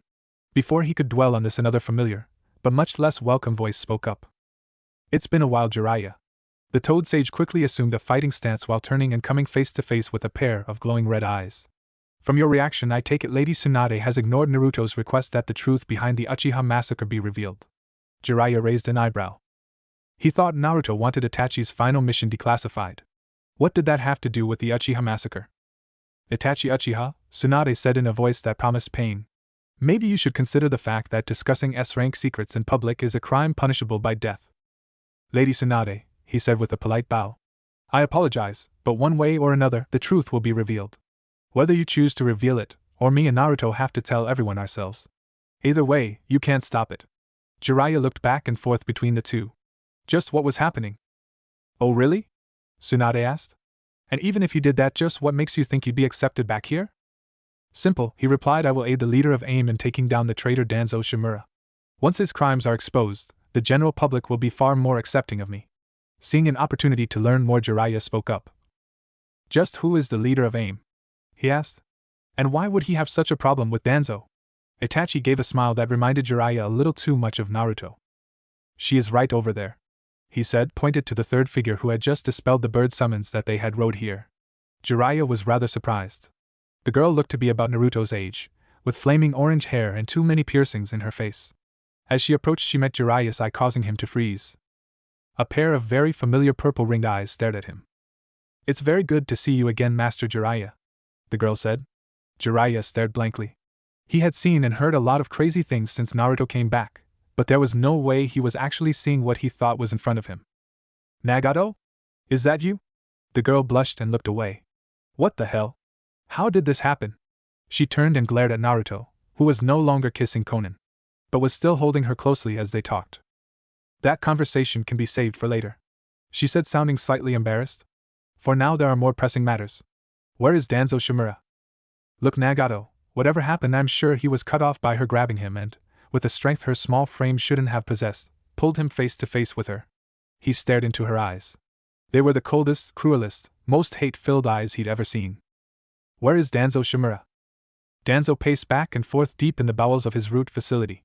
Even since his conversation with the Kyuubi Jinchuriki 2 days ago, the brat had proven impossible to get close to. He was almost always out in public places, usually with several other people. Stationing agents outside his home in hopes of capturing him while he slept had proven fruitless, as he was apparently sleeping somewhere else. Danzo growled. If that brat ran his mouth to Tsunade, then everything he had spent years building would come crashing down in an instant. You should not let your emotions get to you, Lord Danzo, a voice behind him said. That's what makes ninjas sloppy and causes them to fail. Isn't that your philosophy? Danzo turned and saw Itachi calmly standing in the doorway. You certainly have a lot of nerve showing your face here, Danzo said as he ordered his root agents to surround Itachi. I would advise against that, Itachi said. We have a very limited amount of time if Root is to survive. Danzo gave a humorless laugh. You honestly expect me to believe that? He asked. It's bad enough the Kyuubi Jinchuriki found out about me through Orochimaru, but then you went and told him about my role in the Uchiha massacre. Not to mention you gave him Shursue's Koto Amatsukami. What possible explanation could you have to justify that? Itachi stared back at him. If Naruto was going to tell Tsunade about you, don't you think he would have done so already? Danzo glared. While he had found it strange that Tsunade hadn't been informed of his activities, he didn't think that justified anything. So what? He asked. Obviously the boy is planning something. Likely something that will allow him to dispose of me while making himself look like the hero. Truthfully, Danzo didn't think Naruto was capable of foresight on that level, but it was the best explanation he had at this point. Naruto isn't capable of planning something that complex, Itachi stated calmly. What he is capable of doing is trusting people who have already tried to hurt him in the past. For example, I told him that your encounter with Nagato happened after the Uchiha massacre and was an attempt by you to bring Nagato under your control. He now believes the Rinnegan is immune to the Kodo Amatsukami. Danzo raised an eyebrow. Now that he thought about it, Naruto had referred to his alliance with Hanzo as coming after the Uchiha massacre. At the time he had been more worried about the fact Naruto was even aware of such things. But what Itachi was implying definitely had his interest. Do you believe the Rinnegan could resist the Kodo Amatsukami? He asked eagerly. Having the Rinnegan at his disposal would make taking the position of Hokage much easier. Once it was secured, nobody would be able to oppose him. He could pluck them out and implant them at his leisure. I am unsure, Itachi said. Truthfully, me giving Naruto the other Kodo Amatsukami was merely an educated guess, to ensure you didn't accidentally interfere before I could speak with you.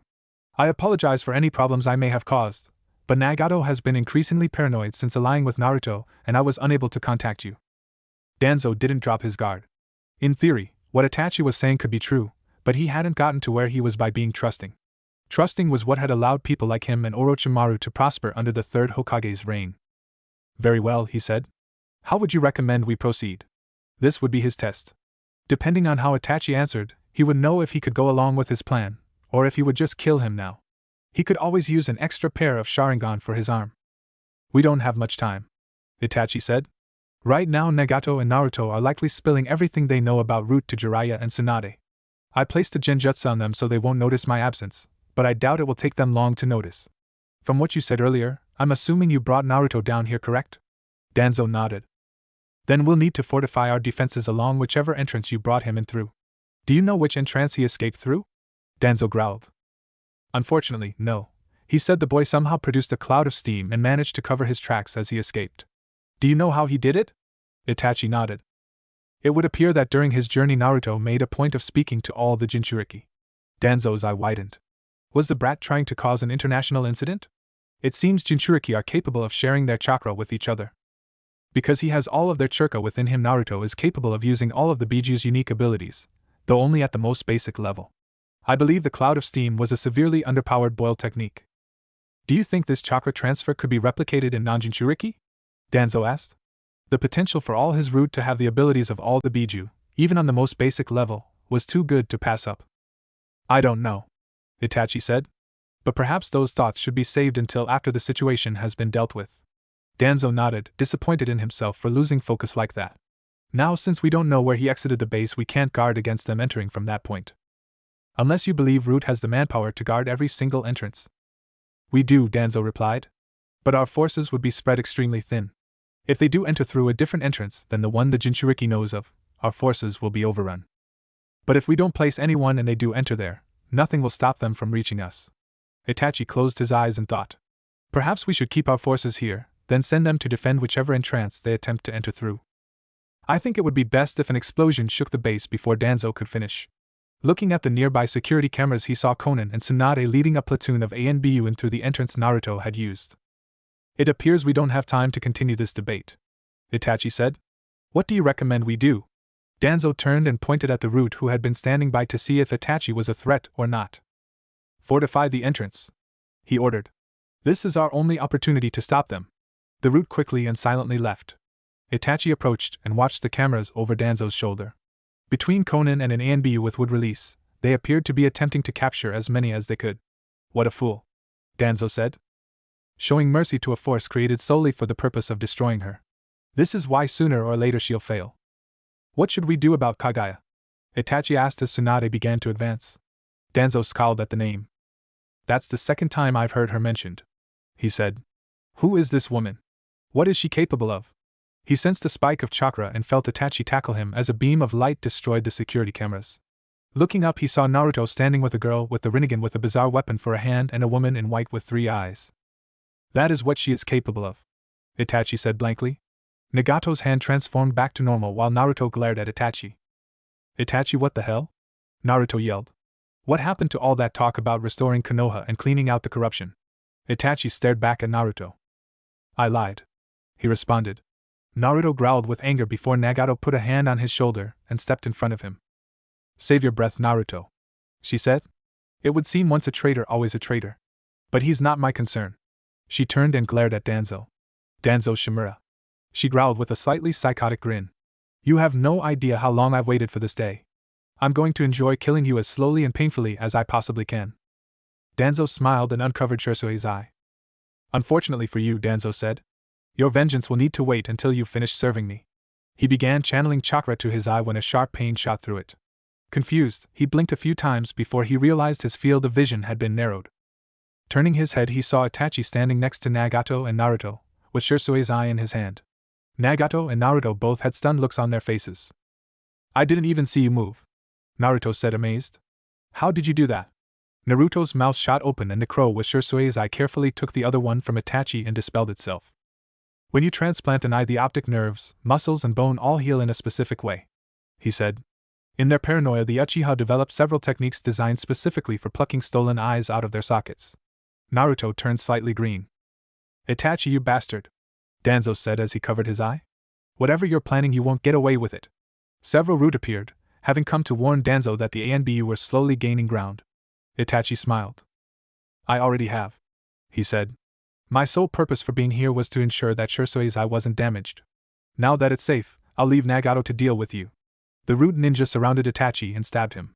Itachi burst into a murder of crows and the Root agents all fell to the ground with debilitating, but non-fatal wounds. Danzo growled and unsealed his arm. Fine then, he said. I'll finish you once I've finished the girl. Nagato's eyes narrowed in anger. Before either could make a move, the entire base shook again and sand began leaking through cracks in the walls. Taking advantage of Danzo's distraction, Nagato charged. Die! She screamed as she drove a kunai into his skull. She allowed herself to be satisfied for a few seconds before Danzo's corpse vanished. Nagato turned to face the sound of something being summoned. She saw Danzo standing on top of a colossal tapir. Not bad, girl, Danzo said as Nagato growled. But I won't be making that mistake again.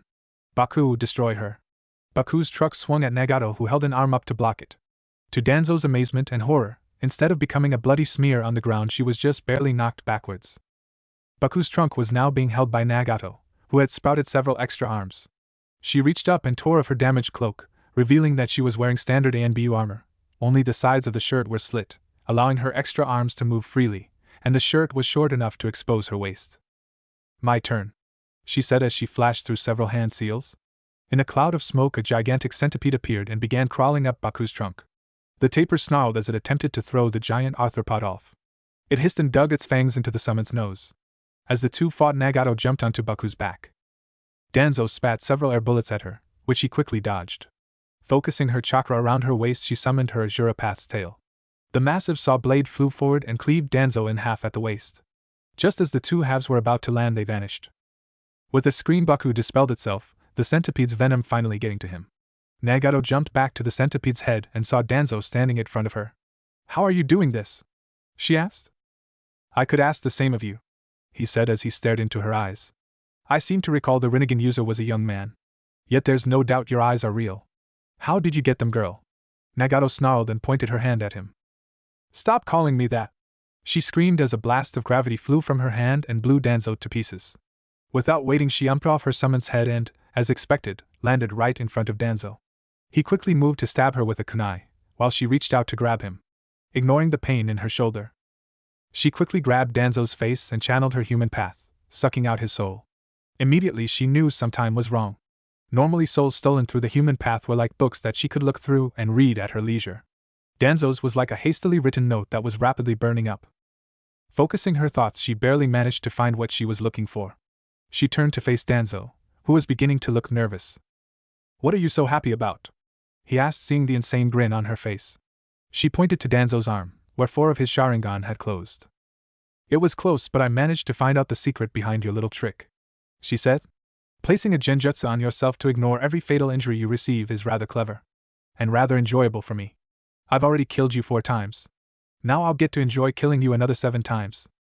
She threw a wave of shuriken at Danzo, who summoned a wall of wind to block them.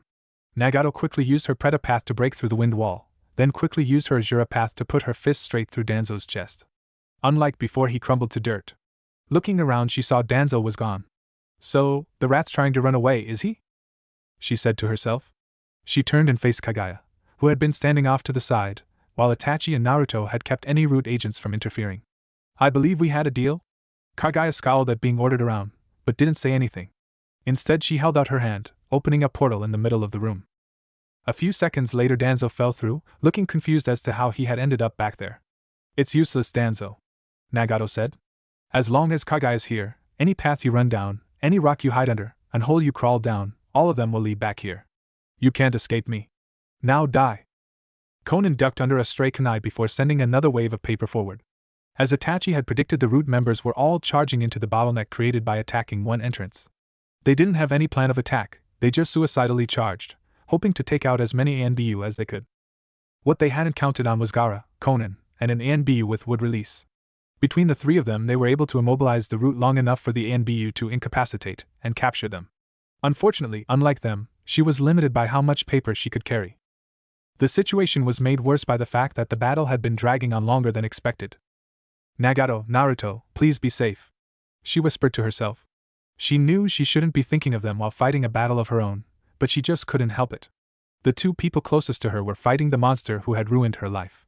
Not to mention their backup was an even worse monster. Naruto may have been willing to trust Kaguya, but she didn't think she ever would.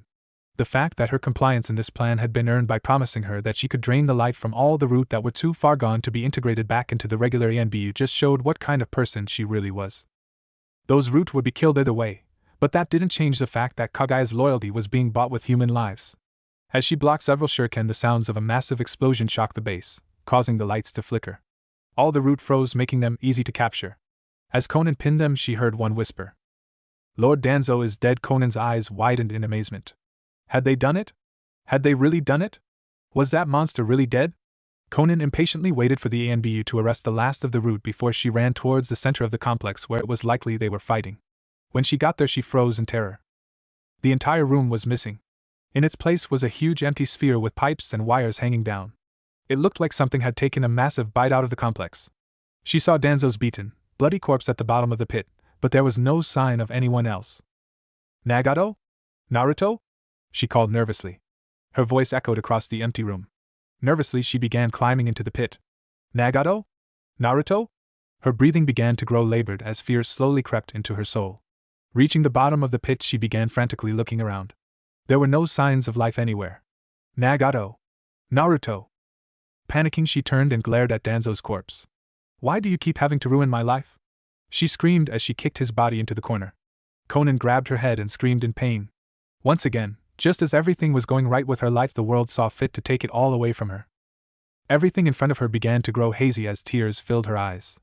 She sobbed as her vision grew black. Blinking a few times, she realized the haze was actually space twisting and bending in front of her. Like a gaping maw, space ripped open. Kaguya calmly stepped out, looking no worse for wear. With a loud yelp, Itachi, Nagato, and Naruto fell out behind her and landed in a haphazard pile of limbs. Naruto weakly gave a thumbs up. Thanks for the save, Kaguya, he groaned. Kaguya said nothing as she began to walk away. Konan quickly ran past her and grabbed her friends in a bone-crushing hug. Nagato. Naruto. Thank God, she said as she started crying tears of happiness. I was so worried. I thought you were dead. Naruto happily hugged her back, while Nagato awkwardly joined in. Don't worry, Konan, Naruto said. I'm not going to die until I become Hokage, and help you and Nagato restore aim. Konan smiled and started kissing Naruto, making Nagato very uncomfortable. Luckily for her, Itachi chose that moment to speak up. As sweet as this moment is, do you think you could get off me? He asked. Konan and Naruto quickly jumped away, while Nagato and Itachi stood up and dusted themselves off. Thank you? It was getting uncomfortable down there. Konan and Naruto blushed brightly, while Itachi and Nagato left to assist Tsunade with rounding up the last of root. Konan pulled Naruto into another hug when she noticed Kaguya staring at them. She still wasn't sure about the three-eyed princess, but she had to admit, the apathetic stare she was giving was much better than the hateful glare she had constantly worn when she had first woken up. Thank you? Konan said. Kagaya's eyes widened in surprise for a few seconds before she turned and walked away. Naruto, thinking that Konan was talking to him, pulled back so he could look into her eyes. "It was nothing," he said. "I'd do anything to keep you happy. I love you, Konan." Her eyes began watering again as she pulled Naruto into a slow, deep kiss. "I'd do the same thing for you," she said. "I love you too, Naruto Uzumaki." The sun began to slowly sink below the horizon as a trio of ninjas sat on top of the Hokage monument. It had been a long day of sorting through all the files pulled from Danzo's base. Even with his suicide seal destroying a large chunk of his base, there was still more than enough evidence, and now loose-lipped X-Root, to wipe away any positive memories of Danzo, not that there were many of those to begin with. The only two people with anything positive to say about him were the other elders, and it took only a fraction of Danzo's crimes being exposed for them to quickly withdraw their support. "Man, it's been a hell of a day," Naruto said. Konan and Nagato nodded in agreement. "I just really hope Tsunade doesn't kill me for keeping her out of the loop so long." Konan giggled while Nagato shook her head. When they had told Tsunade what Danzo had been doing under her nose, she had flipped out. After calming her down and pointing out that they needed an actual plan to take Danzo down, she had immediately turned on Naruto, demanding to know how he could keep something like that from her. "She was rather upset with you," Nagato said with a small smile. "But all things considered, I doubt she'll kill a shinobi of your caliber over something as minor as not charging into a situation without backup." Naruto laughed.